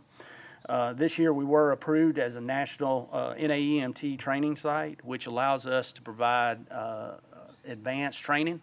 PHTLS is pre-hospital trauma life support, advanced medical life support. The FOTS is the first on the scene training, which is for lay people, non-first responders. And basically what it does is if there's a mass shooting or anything of that nature, we show people how to stop the bleed, apply tourniquets, things of that nature, until first responders actually get there. And that really does save lives. So you will see that come out more and more because we're going to start getting out in the community. We've done a couple of them already, but without the NAEMT training site certification, we could not do that. We went through reapproval for our NREMT and our Georgia Office of EMS training site, did a very good review. They've already submitted reports, gave recommendations, and we're already moving forward to make the changes necessary. So we are approved to teach up to advanced EMT. We could do paramedic. We're just not there yet. We're just not there yet. So, but we could if we wanted to. But we are up to advanced EMT, and we can train all in-house, which saves a lot of money. Plus, we can train our own people. It's just the most efficient way to do it. I always have this exact same slide up here every single time. The only difference is our contact. Year-to-date contacts is 3,790 contacts for fire safety education. There's more that we just, when we're out and about, we really don't capture it, but this is the official numbers. On the right-hand side, you see the QR code. What that is to let everybody know that we install smoke alarms for free. We will come to your house in our district and install 2 smoke alarms for free for you. We do not do the hardwired kind. Get an electrician to do that. We have 10-year lithium-ion battery. In 10 years, you're supposed to get rid of them anyway. You should never have to worry about other than testing it monthly and making sure it works. So we do that. It's all part of a grant with Red Cross that we work with. Then we also assist people with their Knox boxes. Some have them. We require them to be on all businesses where they put keys and access items in the Knox box so we can get inside without ripping a door off. A lot of people put them on their homes. It's not required. And what happens is if you sell your home, you've got your key in there, we'll come unlock it. lets you take your key out, let somebody else put theirs in. It's not to help you get inside in case you lock your key. It is for emergency services to get there in case there's a medical emergency, you can't get to the door. So we do assist people for that. Home safety checks, go ahead. Go. The knock spots, Yes, you sir. stated that it was a requirement for commercial businesses. I know 10 years ago, it was a requirement for new businesses to Yes. place one. And we were going to get an ordinance put in place to, and it was some time to allow them for all businesses. But are we any closer to, because that saves money in the long run. You don't tear down a door, you don't bust a window. Are we any closer to getting that ordinance in place? Well, we can address it. We can If go could back and please bring it get back there. on the front burner. It's kind of like the 60s when we were forcing people to get smoke detectors. Now it's a standard process, so we Yes. need to do the same thing with knock We can spots. get that put back on the front burner and look at it. Thank you, sir. Yes, sir. Home safety checks will also come out. We're not inspecting your home. What we do is we come out and make sure the drop cords are where they need to be. Make sure you don't have a dry Christmas tree, things of that nature, because those are very, very dangerous. We also do special events. So if you're having a large group out, we'll send an engine out there, or possibly the BHU to stand by, really to allow us to get in with the community, as well as give a little bit more education on the various services we provide out there. And again, we had 3,790 contacts. So if you click on the QR code, what it does is it takes you to our website, and you have a form that you fill out. So you fill that form out, and you'll get contacted within 24 hours if you need anything.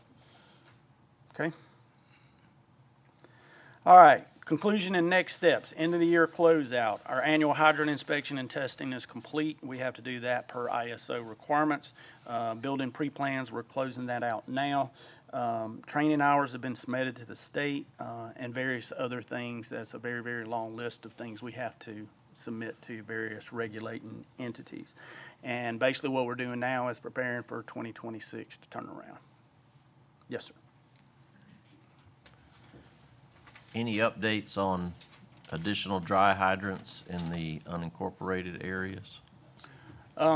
So mainly what is, the engineering is doing that, but basically what we have, those that have been installed out on Burnside, we're actually going out and doing the test so we can submit that to ISO so that they can be recognized.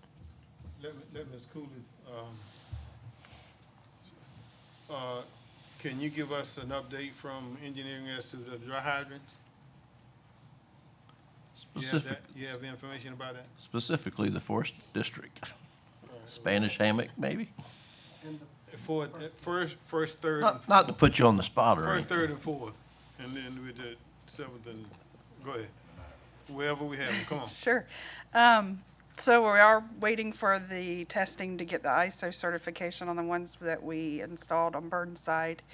We have approached several property owners in locations that it may work to put the hydrants, and they have not all been very receptive to the idea.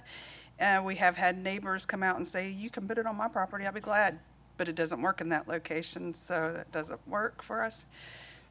So we're working on it. It's just not been as well received by the community as we had hoped.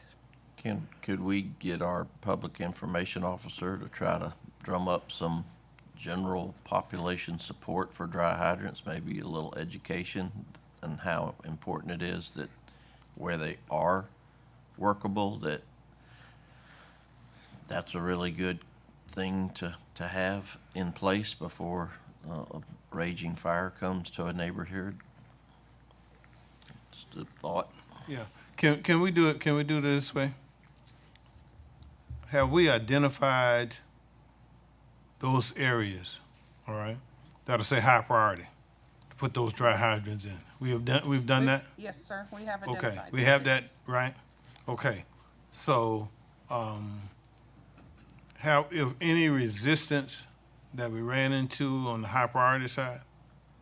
Yes, We have? That's one of the issues you're talking about? correct. Okay, so maybe what we need to do, and I'm talking to commissioners now, all right? What we need to do is you need to get with engineering and the manager, get with the manager and engineering, let me put that back, all right? so that they can identify, so that, you know, I know Miss Susan, and I know her property, right? She may not quite understand exactly what they're talking about with the dry hydrant, all right? So, but now if you go, see, and you talk with Miss Susan, if I go talk with Miss Susan, because she know me, she trusts me enough to allow them to put the dry hydrant in place so that it can serve that whole community, all right? So let's kind of do, a spot check, Mr. Manager. Let's do a spot check of the high priority and then work our way down the list, okay? Yes, sir. Can I ask a question about the easements? I mean, are there easements required for these dry hydrants? I think as far as on Burnside, when it was discussed, they were concerned about giving up some of their land, whether it be use or whatever.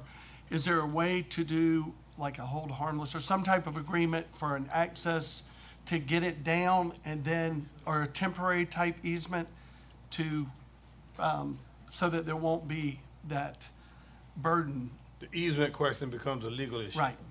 Go ahead, Mr. Attorney. In our subdivisions that were governed by the subdivision ordinance, most of those have easements across the front of the property for utilities. This is almost like you're putting in a utility for the fire prevention. So we're in pretty good shape there. You go to Isle of Hope, Burnside Island, they all predated our subdivision ordinance. And you would have to acquire, somebody would have to grant us the right. Right. And, you know, we're not gonna condemn property for 4 square feet, you know. Well, Yeah, I for a think dry the hydrant. Well, I think that across the front isn't as crucial for the need as these are going directly from the road to the river, or the road to the pond, or the road to the lake. And that goes internally into their property. And that's where the major concern was. And that's why I was asking, is there a way to get a temporary easement, put it all down, and then it no longer is under that easement requirement, so they don't have use of that property forever and ever? Well, so what we were looking at were easements along the sides of the lots, like between two lot lines. But it still goes through their property. Well, along the side, but the problem is if we get a temporary easement to construct, we also will need to maintain them. That's And where so the there we problem is. would need to have easement so that we can continue to maintain them. Because if And- you don't maintain them, they won't be useful. And nobody wants heavy equipment on their lot. That heavy equipment becomes the soil. Yeah. Last question, and this is more, well, for either one of you. The fire hydrant, or the dry hydrants that were put on the bridges on Burnside, are they 100% functional, and do they meet the requirements? Because I know when they were first installed, there were some issues. Have those issues been corrected?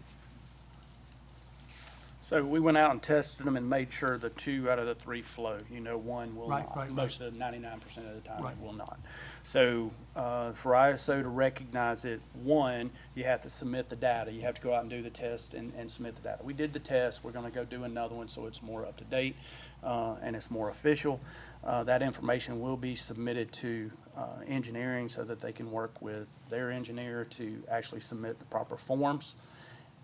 And then at that point in time, ISO will not just identify those critical water sources because it has to be part of a rotation when they come down and look at everything. They're not going to do 1s and 2s. They're just not. So we will need to get them back down here. But we can't, after we go and test it and verify it's good, we can utilize it, which we could not never do before. You know, But it weren't was there always some that fight. construction issues? No, not to installed? my knowledge, there was no construction issues. No, There was nothing. Improper No, it just installation? was not tested properly and the information was not submitted to ISO. And again, even if they would have submitted it, they would have not credited them right then where it would affect somebody's insurance. Can we use it? Absolutely. Absolutely. All right. I know. And All then right. there's other ways to address it, as well as pumps, water tenders. That's what we do already. We just need to increase our water tenders and personnel to be able to immediately dispatch them. So. Okay. Youth Commissioner Farrell? Biospectral Speaking data. to the mic. Going back to the biospectral data with the almost 6,000 overdoses, do more of those overdoses come from prescription medication, or do they come from illegal? It varies. It really varies. And let me, and I did not clarify this. So that biospatial information is not just a 911 call, hey, somebody's over here overdosing, because a lot of times we'll hear that and then we'll go to the call. That's not what it is. They could be asleep, you know. So the biospatial data is very good data because a medical person has touched them and looked at them and evaluated them. So that is from a medical perspective, what it actually is. So those are actually really good numbers too, and I didn't say that earlier, and I needed to. So it varies. It varies on what it could be. It could be fentanyl. It could be numerous things. Would I be able to find the statistics on what it would be online, or is that privatized? It's very hard to find it. It's hard for us to get the information. The biospatial is just a collection of where doctors and medical professionals put the information in there, and sometimes it's sporadic. So you could probably get overall general information, but not down to exactly what it's broken down into. If I may ask, what do you believe it is? Do you believe it's more prescription, or do you believe it's more illegally? I really can't say either way. That's all right. Because a lot of times the prescription-based is gained illegally, you know. It just is. So it's kind of hard to detail on that. Yes, sir. Yeah. Thank you for that. All right, got you. All right, Commissioner Kicklighter. Does the installation of dry hydrants actually reduce the people's insurance rates around that area? Yes, sir. So you look at it just like you do any other hydrant. It's considered a credible water source, whether it's a dry hydrant, a wet hydrant, or even if it's a lake. A lake, we can go to a lake if we can get right next to it, roughly about 20 foot, and draft from it. That's considered a suction point. I don't know why they call it that, but that's what they call it. And it is considered credible. Now, it has to be evaluated by a hydrologist or an engineer. All the data has to be done and sent. And then they put it on the big map. And we put it on our map. So, yes, for 1,000 foot out, it does reduce insurance premiums. Could y'all possibly hold neighborhood meetings with the areas that we've identified that we could install these? Let the neighborhood know what our intent is and how much anticipated the reduction would be in their insurance, and let them know that we've identified the source and we're currently just working with the landowners to put it in for the greater good of the community? Yeah, Sure, we're more than willing. Yeah, that's what we were pointing to the manager. He's gonna see it. We give it to him to set up. We did. Right. We conducted a very Yeah. in-depth water study countywide. Right. And it has identified some issues. And we're more than willing to show that to them. It's very visual. We're more than willing to show that, and we have all the data. And the way we broke it down is per district. And we identified only our areas. We didn't want to get into anybody else's business. So our response areas, the fire department's response areas. So we have all the data down to low economy, age range, numerous things. We pulled in about everything that you can think of into the database, and we can show it per district and break it down and show you exactly where your hydrants are and everything. I think that would be great info for neighborhoods to know that we're trying our best. It would put a little peer pressure on the owners of the properties. It's one thing for them to just say no to the government, but it's another thing for them to look in their neighbors' eyes and have to tell them that they're willing to let everybody's houses burn down. Yep. I mean, because in a sense, that's what they're doing, is stating that everybody can burn down because I'm not gonna let you go down the side of the property. Yeah. See, that's why I mentioned about the high priority. And I understand. Yeah, I mean, so I'm we a can property get owner too, and I wouldn't be thrilled to give an extra easement, but a Right. little peer pressure would never hurt us all. So the manager will take care of that. All right. Wait a minute. Let me go to Commissioner Whiteley first because he was up. Thank you, Mr. Chairman. This line keeps getting longer and longer. Yeah, keep it in order. No, I'm joking around. I think this may be either for you, Chief, or for our manager. So can you kind of discuss this conundrum, if you will, regarding volunteer fire departments?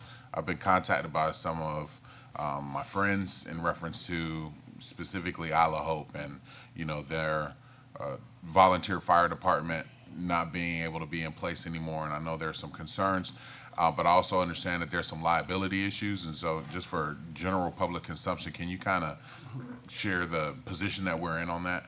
Certainly, and I'll defer to Chief on some of this, but we're in discussions now with Isle Hope Fire Department. They are a volunteer fire department. When we expanded when we rolled the fire department into the millage, we've got some areas in the unincorporated area that other cities provide fire service for. So take, for instance, Pooler, the city of Savannah, and then Isle Hope Fire is another entity. We're in discussions with them now to develop some kind of contract where we compensate them for the services that they provide for the Isle Hope area. Now, this commission is responsible for establishing the fire districts and who provides fire coverage under the service delivery strategy. So we're in the process now of updating the service delivery strategy, but Isle Hope Fire will be there for the immediate future. Now, what it looks like the next 2 or 3 years, that's going to also be up for discussion because we are expanding the reach of the county's fire department to cover those districts. So we'll be back before you sometime in the near future to discuss that, and then y'all gonna have to make a decision whether we want to incorporate them into the county's fire district or not when we update the service delivery strategy. So does the county bear any liability, because we would set the district and whoever we contract for service will have to? Well, currently now, as it stands, Isle Hope Fire is the service provider for that area. So we're not changing that, but we will be recommending that change in the near future. So as it stands now, we don't have that liability. Gotcha. But I want to make sure that when we take that on, we've got adequate resources to cover it. Gotcha. So are they plugged into our 911 operations Yes, sir. now? They are dispatched through the county's 911 system, yes. Okay. Thank you. Have we targeted a date yet? And we may have to expand what we think, what our plans are. But have we plugged in a date now to meet with the folks out in, I'm gonna say 1st, 3rd, and 4th, okay? Because it's Skidaway is part of where you, and it's Out of Hope. And now we supposed to set up that meeting with Yeah, them? the area that's most critical right now is Isle of Hope, and we are getting ready to schedule that date. Have we triggered have we honed in on a date yet? Not yet. We hadn't honed in on a date. So we need to get the date together and then make sure that the commissioners there know what needs to be done, all right? Yes, sir. All right, yes, sir. These, since it was brought up, these, the new millage rate and taxes are effective January 1st, correct? It was effective. July 1. July 1, Well, yeah. okay. Yeah. Will the Isle of Hope Fire Department be required to increase their service? No, or- sir. Or delivery, being that they are paying the exact same rate as someone in the Chatham County Fire District? No, sir. That's the question that I've been getting is, will they be made to have 3 people on the truck? And I mean, it seems like there's a little unlevelness here where the same rate's being applied, but different level of service. No, sir, we're not requiring any of that.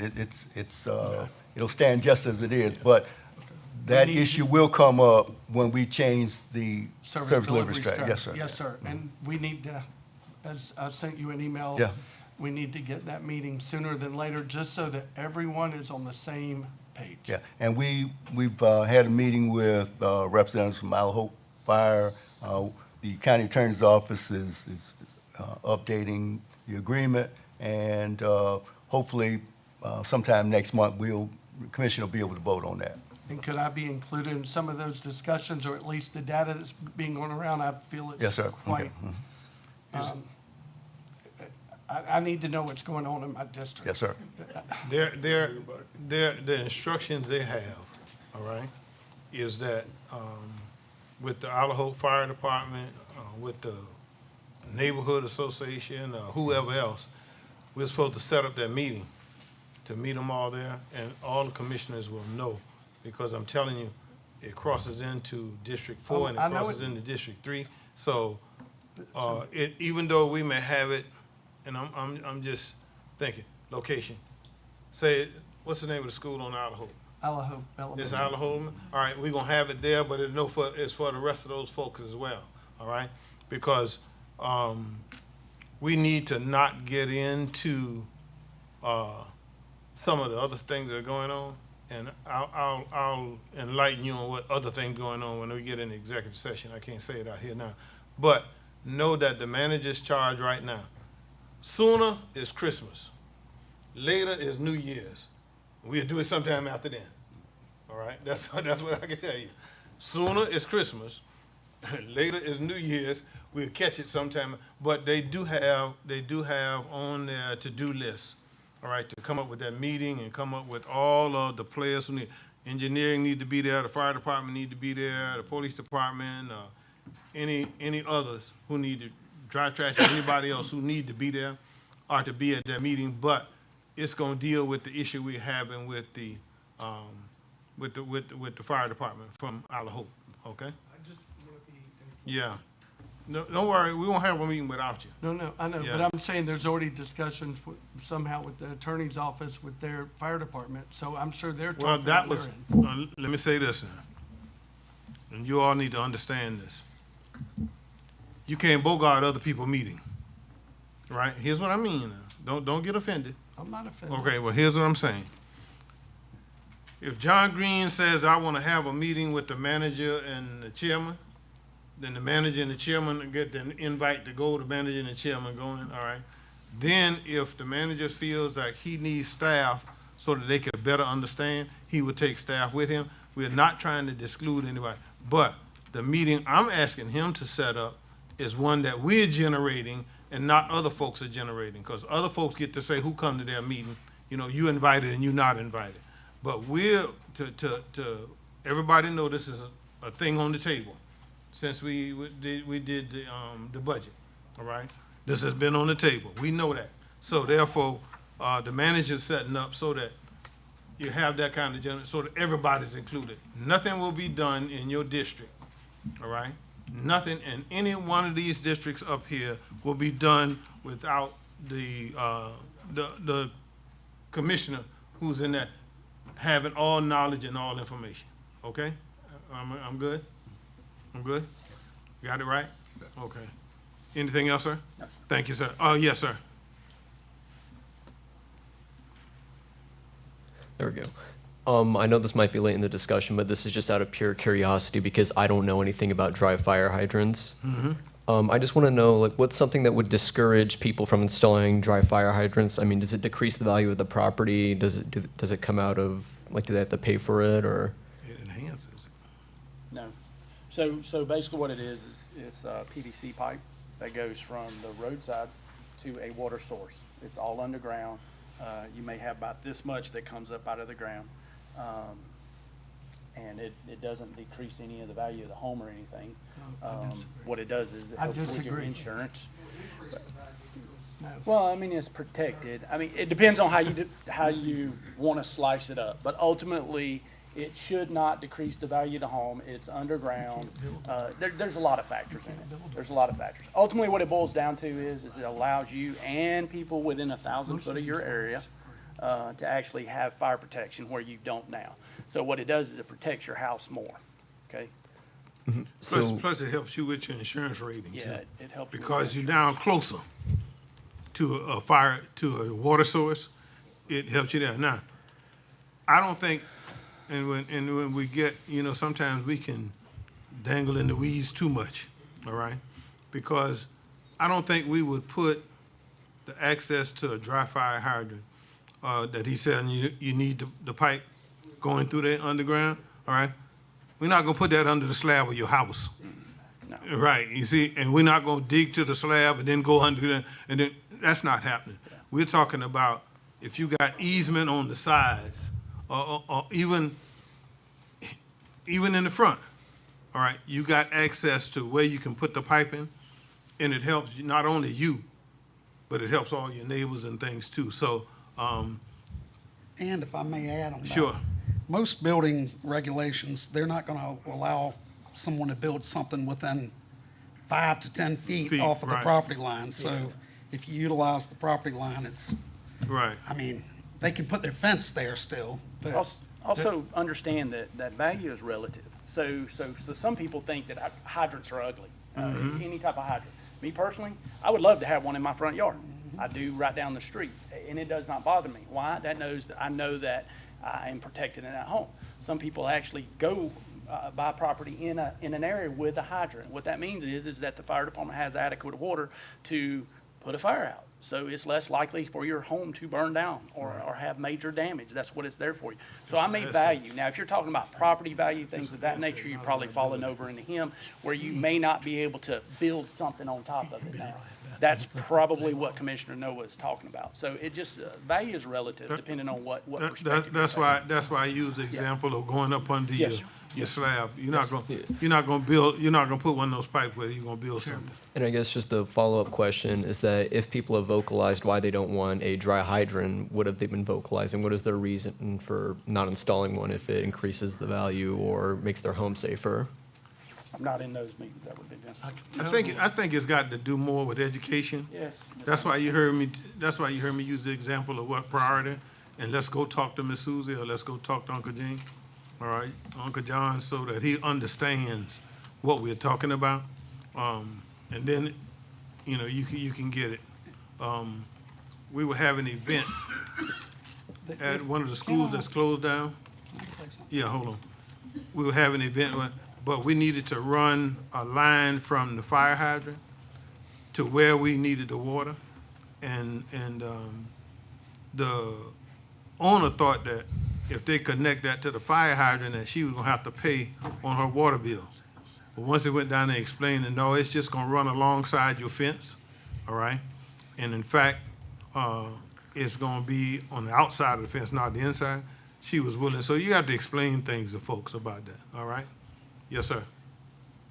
It's one of those things that it's why, and can't even believe I'll say it, it's why governments has the ability to do something for the greater good of the community. Because I've found in my years, everybody's all for good things unless it affects them personally. Otherwise, words, it's not in my backyard type thing. Right. So every now and then, the government has to make a tough decision and do something for the greater good of the community. Out in West Chatham, people flood, everywhere now, people can flood. Sometimes you have to because Joe Blow might not care that much because it's gonna take a foot off of his property line, but if that foot will save 2,000 other people's homes from going underwater, Then they should go ahead and do you've it. got to take that property and do what you have to do. And the law in place is that they have to be fairly compensated so that no one's gonna come out of it with nothing.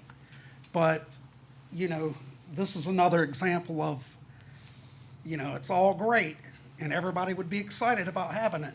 But nobody, and I get it as a property owner, nobody wants their property to be the one that gets affected by something. But it could possibly come down to where this body has to make some tough decisions because I don't think we're willing to let thousands of people burn down unnecessarily when we have a solution to that, and people could just simply work with us and find a very fair way down the property line that's not going to prevent them from building or prevent anything. But that's the reality, and that's why the fire chief couldn't answer you. That's more of a political question than his directive of doing the job. It may come down to us. Do we have, are we going to make it happen or not? Yeah. And what we must understand now, correct me if I'm wrong, but there were no dry fire hydrants at all in Chatham County before we embarked upon this, right? We even went and got federal funds to help us put those in place, and that's what engineering is working on now. So that's why I told them let's work from the priority list, all right, so that we can get folks on the same page, all right, and then we might find out it's not really that much resistance. So education has to come along with what we're doing and how we're doing it, okay? May I just follow my one thing up, Chairman, on Right. that? Yeah. I don't know anyone specifically that they've been talking to, so I'm just backing out of chickening out on what I just said. So I'm not talking about anyone specifically. I'm just saying overall, that's how it seems to go. It's not, people don't get too concerned unless it's affecting them. them specifically, and we've got to change that All right. mentality. Commissioner Doyle? A question for Ms. Cooler, and then I want to respond to Mr. Federal.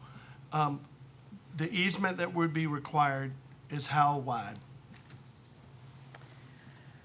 We are only looking at, well, it depends on how deep it is, so I can't really answer that Okay, specifically or but generally. what would the standard, The standard for an easement is 20 feet, correct, but if it's shallow enough, then we can go less wide. but it would be greater than 5 feet to be able to access later for Unless- future repairs? If it's along the property line, it could be 5 feet each property.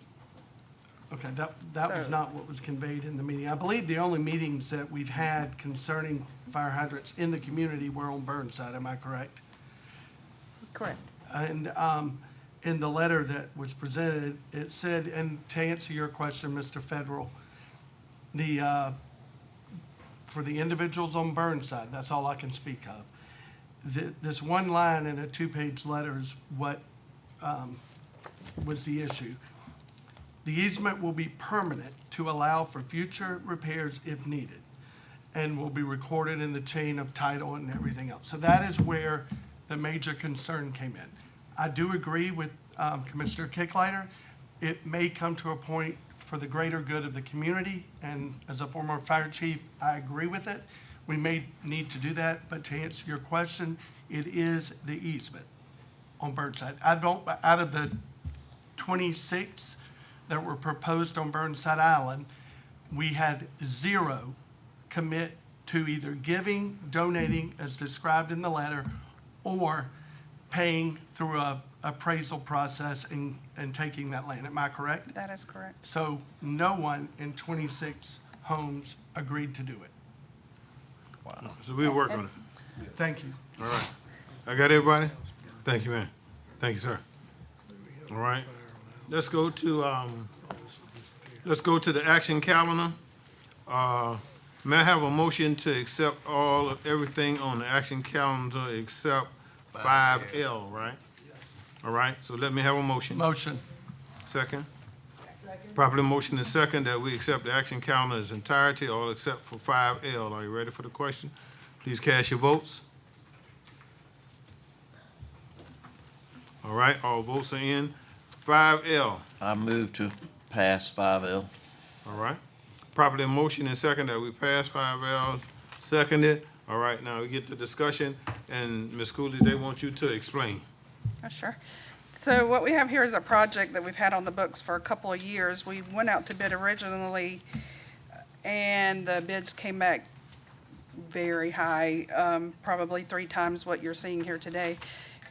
So staff pulled it back. We talked to a few contractors on why is it so high? What can we do? And we talked to our engineers, what can we do that will give us the protection on the roadway? Back up. This project is to protect the roadway, Wall Tower Road, adjacent to Betts Creek. Currently, what we're seeing is the tide comes in and it's washing away the slope of the roadway, and if we don't do something, we're gonna lose the road altogether.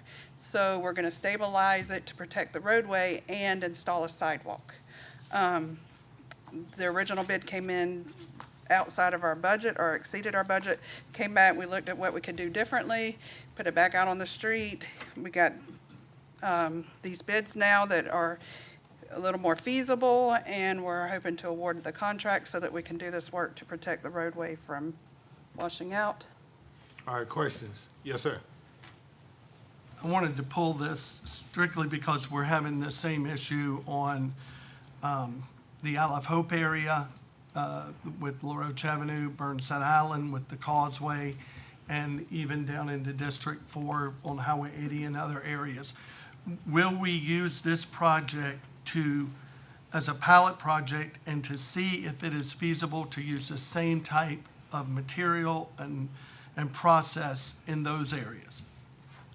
So it's not a clear-cut Is that? answer, but to your question, yes, we are looking at other areas and things that we can do, but you can't just take the design from this area and plop it in another area and know that it'll work, because it's based on site conditions and environmental. So yes, we are looking at other areas, and hopefully the practices that we're using here will prove beneficial to use in other areas, but the design itself we can't just pick it up and drop it somewhere else. Right. And you heard me mention earlier that I wanted she and Ms. Jackie Jackson to get together with our sustainability, because we have pots of monies in different places, all right, so that we can bring together. And if we can take the one we're doing here and apply it someplace else within the whole county, all right, that we are responsible for it. I don't care what side we're talking on, but we can do the same thing and stop the things. Because I tell you one thing that comes to mind, and it probably wouldn't have, the problem we had with McQueen's Trail, how it keep getting washed out, all right? If what we do here could benefit us there, we could save money. Because we have to go in there, what, every 2 years, every 3 years? Usually after any major storm. After yes. every major storm or something, and McQueen Trail get washed out, not only from the storm, but you know there are larger ships coming up, there are larger waves coming on that's getting there. Yes, sir. Yeah, I'd like to commend all the commissioners and the staff for putting the resources into McQueen's Trail, because the biggest dividend of all, in addition to a linear recreation trail, is that we're protecting Highway 80 for all the folks that are coming and going to Tybee. Because if McQueen's Trail wasn't there, it'd be doing the same thing to the road. Exactly. So, there's not that many feet difference between the old rail bed and the road bed. So, it's this commission that stepped up and made a difference for that long stretch of causeway going to Tybee. And I appreciate that, and I'd like for the whole county to appreciate what the efforts that's been taken over, sustained for many, many years that we've been involved with that. So, thank you. All right. Got all unreadiness? All right, please cast your votes.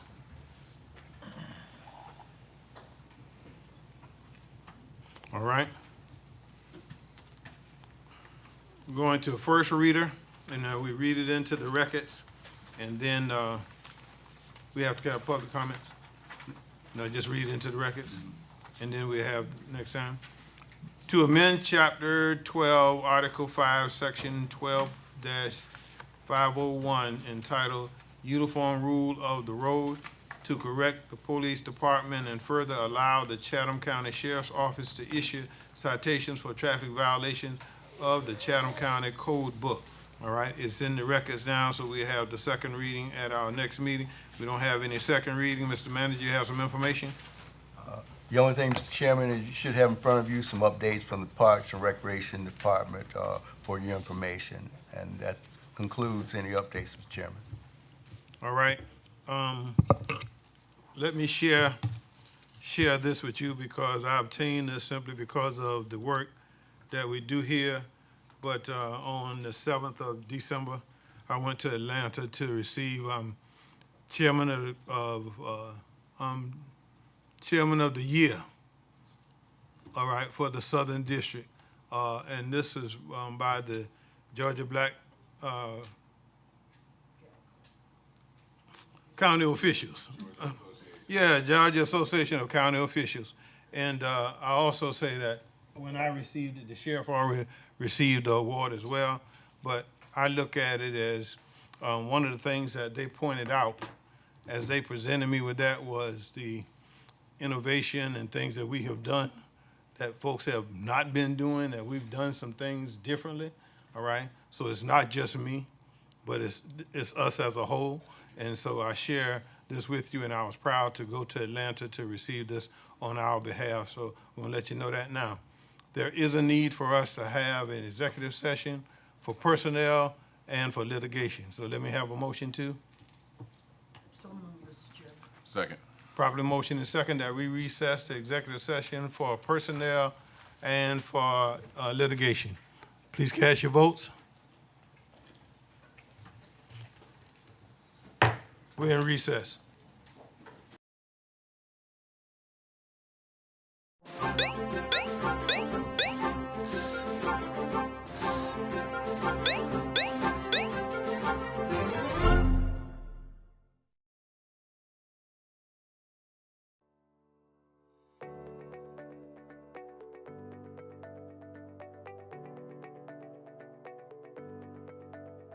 Chatham County Mosquito Control has been here since 1957, and we are tasked with obviously controlling mosquitoes, but that is everywhere in Chatham County, not just unincorporated areas, but from Tybee to Bloomingdale and the Savannah River to the Ogeechee River. We have everything everywhere within the county. We inspect over 1,100 known mosquito producing sites throughout the county, and we try to get to those within a couple days after every major rainfall, so we can prevent mosquitoes from becoming flying, biting adults.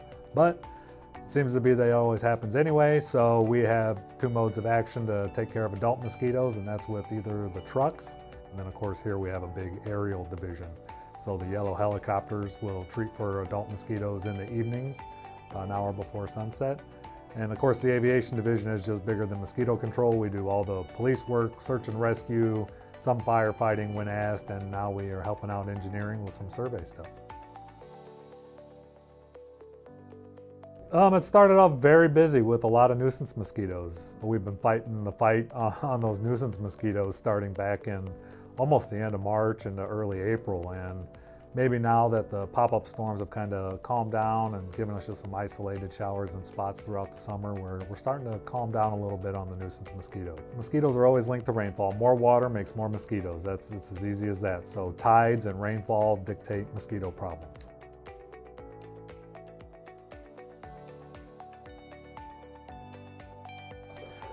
Yeah, the spray notifications are pretty straightforward. You get a email, phone call, or text from an automated system about 24 hours before the helicopters were to work around the area you want to be notified about, which is generally your house. And you sign up for that on the website. There's a little ribbon on the Chatham County Mosquito Control website that says Smart 911. Right below that, there's a little ribbon that has some instructions on how to do it. Get yourself signed up and you'll get those notifications. If you're having a problem and you want to tell us about it, the My Chatham app is the easiest way to get to that. And even if you were to call us, which you're welcome to do, it still goes into the My Chatham app. We just put it in there for you, and then we'll get a technician out. Or if you're lucky and you've got a mosquito problem, you might already be scheduled within the next day or two. So we'd be happy just to let you know that we hear you and we're on our way and we're trying to get you fixed.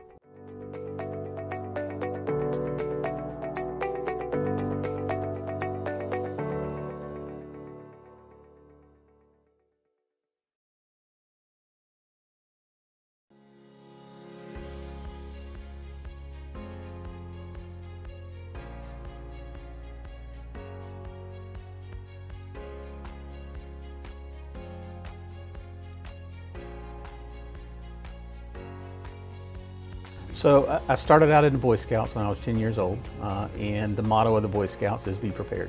So that's what we practice every day in emergency management. So I've been practicing this type of effort since I was 10 years old.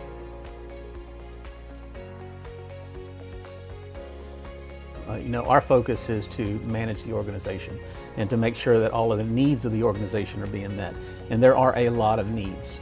So there's community needs, there's political needs, there's financial needs. So really looking at all of those elements and all of those needs from the variety of different demographics, a variety of different partners throughout our community, and trying to ensure that we're meeting those needs as best as possible. So we've got a great staff here.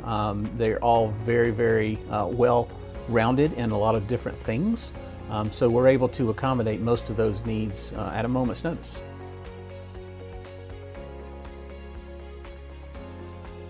Yeah, well, it goes all the way back to my childhood. Being prepared.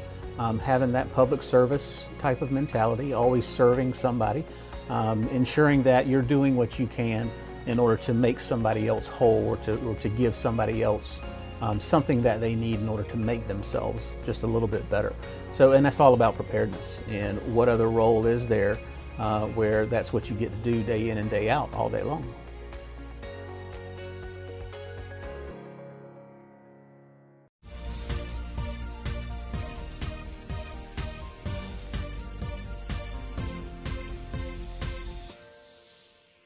Hello and welcome to The Chat, the official podcast of Chatham County Government. My name is Will Peebles and I'm with the Public Information Office. And today I have the distinct pleasure to be joined by Ms. Suzanne Cooler, Hello. Director of the Engineering Department. And we have kind of a fun thing to talk about today that I like to talk to people about just kind of in my personal life, and they don't really like it, but it is important that people know about SPLOST because it is SPLOST season. There's a SPLOST on the ballot in November, and every how many years is it? 6. It's every 6 years. It's a weird one. Every 6 years, Chatham County gets to vote on a 1% sales tax, a continuation of that 1% sales tax on all things sold in Chatham County. And kind of the magic of that from the government side is that individual 1% allows for not just residents of Chatham County, but anybody who buys anything here to contribute to a lot of public projects that mostly benefit people who do live in Chatham County. So yeah, I guess when you guys are planning out a SPLOST, planning out the projects that are coming into a SPLOST, what do you guys have in mind? Like what are the things that you can do with SPLOST money? Sure. So SPLOST is limited to capital projects, which means we have to be building or improving things. We can't use it towards maintenance. It has to be an improvement, a structure. The only slight exception to that is that we can use it for road resurfacing, which could technically be called maintenance, but is an improvement to the road system, right? Exactly, yeah. So those are the things that we're limited to. We can build parks, we can make drainage improvements, we can do roadway improvements, we can build buildings, we can do all those wonderful things that are capital projects. And you might be wondering, well, how much of it is paid by visitors? According to a study provided to us by the Chamber of Commerce here, it's around about 40%, a little bit over 40%. Of that money, and over the years it's been pretty beneficial to us. We were talking earlier, you said $2.2 billion? Over $2.2 billion total SPLOST tax collections. Yeah, and that's since 1985? Since 1985, yeah. Which is wonderful if you consider 40% of that is coming from people that just come visit our community. Yeah, just coming down here to and that are using these infrastructure Yeah. things that put wear and tear that we don't have to pay to improve. all those people in line at Leopold's when they Right. buy their ice cream. 1% of that All is the trolleys riding around, It's all the going to it. things. Yeah, it's going to it. So I don't know. And there's a lot of buildings. This is another thing that I tell people about. There's a lot of buildings that and facilities and roads, all kinds of things that are paid for with SPLOST dollars. Of the 7 SPLOST prior, the one on the ballot in November is SPLOST 8. You got Memorial Stadium. That's a big one. You got the Mighty 8th Air Force Museum. We could go way back. We got courthouse, Yep. which hopefully most people won't use in their lifetime, but you never know. Jury duty, you know, Yeah, yeah. jury duty. You do want to be comfortable when you Want do it to be jury nice, duty. yeah, Many community centers, gymnasium, Parks. Swimming pool. And that's just the recreational, cultural type places, and not even to mention the roadways that we use every day and the stormwater improvements that protect our properties, and so they're The big budget, the star of SPLOST 8, in my opinion, is probably that railroad crossing at President Street. I get caught by it too. So yes, every day I get caught by it, and I come in a few minutes late, and I'll be like, if only somebody would do something about it. If only. If only. But yeah, that's the big one. Yeah. So for the list this time, we did go out to the community, and we held town halls in every district, and asked the people what they were most interested in. That was a big one. Recreation was a big one, so we're going to spend a lot of resources on recreation. Of course, stormwater is always. Oh, yeah. Living on the coast as we do, it's always a request. Also, the other requests were to take a look at our housing situation, and it's become a big issue for a lot of Yeah. people, as the unhoused and the lack of well, I don't want to say affordable, but available housing Even in yeah, the community. affordable housing, workforce housing, kind of just straight down the gamut. We need a lot more. We do. We need a lot And more. so that one came out, so we're going to invest some into that, and it's a good list. Yeah, yeah. I personally have looked at it, and you can too. I'll tell you how later. But yeah, it's a big long list that we have for 8, and it's been a big long list every 6 years since 1985. Every 6 years, we get road, and the first was roads. It was the roads. And so we did a lot of, we paved, I would say, I won't say all, the goal was to pave every unpaved road in Chatham County, but some communities didn't want the roads paved, so I won't say all, but 99% of our roads now are paved roads, which are not only easier on our vehicles, but they're easier for us to keep maintained, which means it lowers our burden on our tax dollars. And then we got into a cultural where we spent more on museums, and we have a fabulous, if you haven't been there, Civil Rights Museum in Savannah, which SPLOST funded, the Mighty Eighth. Yeah, awesome museum too. Awesome Very cool museum. Yes. Yeah. And it wouldn't be what it is today without SPLOST dollars. Right. We've actually are finishing up now a big renovation that's paid SPLOST dollars. Oh yeah, that's right. They're expanding the museum space. If you hadn't heard already. That's right. So we get all these. I mean, you mentioned Memorial Stadium was one. Yep. We got a whole new stadium with That's our nice. SPLOST dollars. That's and really it's nice. Super nice. That's really nice. Yeah. All the Jennifer Ross soccer field, that whole complex. And the thing about that, like, yes, it is a stadium, and yes, it has all the uses that a stadium is. I went to onboarding there, you know, and like when Helene came through, we were all out there. Was it Helene? Yeah, it was Helene. There were 3 last year. Sorry. Yeah. Started Where we running did together. the distribution. Yeah, of we had the ice and- distribution. There were people like coming all around, and there's not a lot of facilities around that can do that. Scottsdale Park too. That was the other place for the ice distribution. And like, I don't know, these are, I really try to hammer this home because it's like, you only pay for this when you buy things, and like, yeah, you're buying stuff because you live here, but also other people are too, and that's taking a lot of money off of that would be probably charged to you via millage rate or via tax dollars otherwise. Property taxes, yes. Because a lot of these things have to be done. They really do. I mean, it's not just luxury things or things that we would have to do otherwise, and we would have to pay for that. Right. And we're just talking about the county projects too, is the thing. Like every city has their own SPLOST list, like Enmarket Arena, a lot of SPLOST dollars went into that, if I'm not mistaken, for the city of Savannah. Like it's everybody. Everybody gets something. Tybie's Dune restoration project out there. Everybody, from the smallest, Vernonburg, to the greatest, Savannah, all the municipalities and jurisdictions get a piece of the SPLOST, and to get those projects that are most important to their community. Yeah. So, you know, we talked about President Street. I know drainage is a big priority for SPLOST 8 as well. What else have you guys got in there? What's the drainage countywide is a big one. The President Street, several other roadway projects, and very importantly, sidewalk and pedestrian improvement projects. We keep a running list of projects that warrant improvements for pedestrians that are unfunded, and when these things come along, like SPLOST 8 vote, we can then do those projects, and we've got a good long list of those projects as well, which are very much needed for pedestrian safety, and then to give us alternative transportation routes or modes. So that's another big one. Gymnasium, we heard from multiple people throughout the community that recreation's a big deal. You know, we want to keep all our people moving for various reasons, and so we'll be investing heavily in recreation as well. It's a good list. It's a good list. It's a good list, Suzanne. I think it's a good list. I'm a little biased, but I think it's a good list. I know you guys are doing good. I know you guys are doing good lists. A little biased, but you made the list. You're more biased than I am. No, I was just there. But yeah, I thought of another. The Truman. You know, that one was the Truman Parkway. Truman Linear Trail has been fabulous, and that's getting extended even more. Yeah. We could literally go on all day, or you could go to our website, which we will link in the description.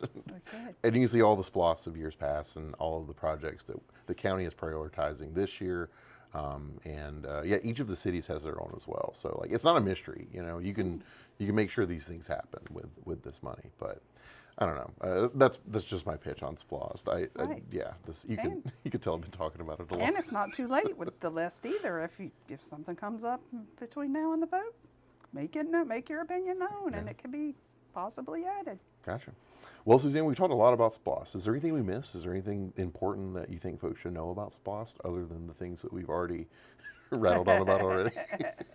I don't think so. I think the important takeaway is we have a vote coming up, and that these dollars have to be, some things need to be done, whether we have a SPLOST or not, such as drainage improvements, transportation improvements, recreation improvements. These are all things that we could all be paying for with our tax dollars, that at least 40% of it's coming from some people that visit our community. Yeah, or we could be divvying that cost up. Or we could be divvying, or we could not have those improvements, and we could all be sitting at a train track waiting for a train to go by for A foot underwater. A foot underwater, or yes, or our houses could be underwater. We could not do it, but it would not be pleasant. Yeah. Well, Suzanne, thank you for coming on. Thank you so much for lending your expertise to the podcast and helping me talk about SPLOST. I mean, if we want, we could talk longer, all day, every day. We with could. all the projects that have been completed. We could, or you could do your own research at our website, which we will provide. There'll be plenty of information there. PIO's got a couple of other videos coming out about SPLOST, just so you know what's going on and you can stay in the know, as it were, on SPLOST. But that's it for this SPLOSTcast podcast. Thank you so much for joining us again, Suzanne, and thank you for watching. Until next time, I'm Will Peoples, and I hope you have a good day.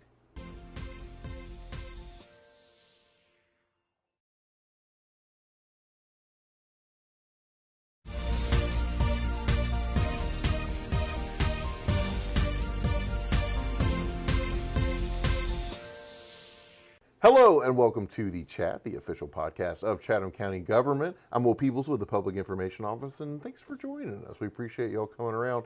And we've got a real treat for you this week. We've got Dr. Angela Bliss, the floodplain administrator for Chatham County. Hey, thanks, Will. How you doing? How's good, things thank you. going? So far, so good. We have a new ordinance. Oh. So there's a new flood damage prevention ordinance that took effect August 22nd. Thrilling. I'm very excited Yes. to learn about that. Yes. But I want to take a real big step back and just go from just the simplest that we can, because to be honest with you, do not really know exactly what you do and what the role of a floodplain administrator is. So let's just start there. How do you become a floodplain administrator, and what do you do once you become one? So in Chatham County, just like throughout the whole county, but my role is specifically with unincorporated Chatham County and working through development and guiding development in the floodplain. And the floodplain is essentially the whole county, but the FEMA regulated floodplain, known as the Special Flood Hazard Area, are going to be zones AE, A, V, VE. So they're going to be specific zones that you get throughout the county, throughout the city. They're governed by, for Chatham County, they're governed by the Flood Damage Prevention Ordinance as far as the development protocols and events. How do you get to be the floodplain? You get the shortest straw. Now, to be where I'm at, I am a doctorate. I have my doctorate in adult education and science education, and then a background in science. So wanting to take the sciences of the floodplain and the ecosystem function and tie that into a regulatory ability to help maintain floodplain ecological functions, but also guiding development to keep our residents safe. And so a lot of folks either love me or hate me as the floodplain administrator, sometimes both at the same time. But they essentially, with being able to point out this is where the floodplain is important. It acts as a sponge for when our storms come. It acts as a protective barrier for inland communities. But also knowing that we have parcels to be developed that are in the floodplain, how can those be developed to keep the residents safe? And then those that don't live there, they rent it out or they sell it, it keeps those residents safe as well. So I recently went through the home buying process, and that was Congratulations. Thank you. It was thrilling. It was taxing. It was a lot of different things, and it was kind of my first exposure to those federal ratings, the AE, the AE 500, X 500. There's we've got a few here. So that is federally managed, right? So that, when you talk about X500 and the AE and the VE, those are the FEMA regulatory flood zones. There are communities, like Chatham County is a community that is the unincorporated area. So again, confusing language, but in the unincorporated area or the Chatham County community, we regulate only those AE, VE parcels. So we for the X and the X500, the homes in those zones, you don't have to have a FEMA required flood policy on your mortgage, a federal backed mortgage. You can, and we will encourage you to, because we are so flat and low lying. And a lot of our damage happens in those X and X500s as far as flood damage. So, so when you purchase a home and you have a federally backed mortgage, should you be in an A, AE, VE, they'll require that flood insurance policy. Gotcha. There's a lot of changes that have happened in the flood insurance realm, I guess in the past couple of years, which has made it a little challenging for administrators to help you buy a home or modify your home to make a cheaper policy or to get that cheaper premium. But we have an insurance advocate. His name is Jeff Brady, and I can share the contact information with whomever needs it. But Jeff has agreed to be our insurance liaison, Well, that's cool. our insurance advocate, and so he can help navigate rates and policies. Yeah, and it's a pretty rapidly changing landscape. And I know this isn't like necessarily what I planned out to talk today, but it is it's something that people will be experiencing in the years to come. Like we went to an insurance company for our insurance, Yes. and they wouldn't do it because because of the floodplain, because it's in a hurricane-prone zone, is what they said. You're right. That is changing. There's a lot of things that are coming in as far as tree coverage, even that's coming into play. But if anyone has any troubles, they can reach out to us, and we can get them that insurance advocate. So you say that you guys are involved with the AEs and the AE 500s. What does that mean? What do you guys do? So when it was the AE and then the VE. So those are going to be those are going to be your more active flood. So if you ever see there's a schematic that FEMA has, and it'll show the X, the X500, the AE, and the VE, and know that there's other A, AO, V. There's other zones, but for the sake of unincorporated, we have AE, and VE. So those are our regulated floodplain. Those are the ones that if there's any project that a homeowner or a business would like to do, those need to come into the floodplain office for review. And the floodplain office is part of the Department of Engineering. And so they would submit applications for certain levels of development. There'd be a review process to ensure that that development, be it fill and dirt and concrete, or be it an actual home or addition, to make sure that those pieces of development meet the flood damage prevention ordinance. And we review it. It would be approved, and then it is passed on to building safety if it needs a building permit. Gotcha. So kind of just like a step in the process for if you want to do Correct. construction or permitting or anything that you're building in Chatham, unincorporated Chatham Yes, County. and we're to the point of, if in doubt, reach out first. Yeah. because we another role that we take on are following up with complaints, and so we get numerous complaints each week about neighbors bringing in dirt, neighbors building decks, neighbors building additions, and so we follow up on those complaints, and if the proper permits are in place and the proper approvals have been gotten, then no problem. But when they haven't been approved or permitted, then there's stop work orders put in place, and the parcel becomes a violation, or the parcel is tagged with a violation to an ordinance. The homeowner becomes responsible for clearing that violation, and so we have had instances where contractors have put homeowners in violation of an ordinance without the owner knowing until they got a certified letter in the mail. Oof. And so we're trying to increase our presence and our voice of, hey, if you're in an A, an AE, a VE, please reach out to the floodplain office just to check. Run it through us. So I have a great assistant named Kate McCain. I have a great inspector, John Glover. Touch base with us, see if it needs any type of approval, then make that step to building safety for your permit. if needed. Because if you don't do it beforehand, It comes it after. can come back. Yeah, It's gonna come around eventually. Yeah. Right, and another good point is, as a homeowner or someone who's making repairs to your home, don't be so trusting that you stay out of the loop in the documentation that's presented to the contractor or that is signed, you know, because as the homeowner, you're liable and you're held accountable for those violations put in place. And so be in the know, check if there's an approval letter, check what the permit says, check those documents that you have that are tied to your parcel. And then you as a new homeowner, you definitely want to be in the know and you want to protect yourself, and you're paying for work to be done. Ensure that work is done compliantly because you're following the rules as the homeowner. So make sure your contractor is also following the rules. That's really good advice. Yeah. So y'all reach out. Let us know. We're here for you. Yes.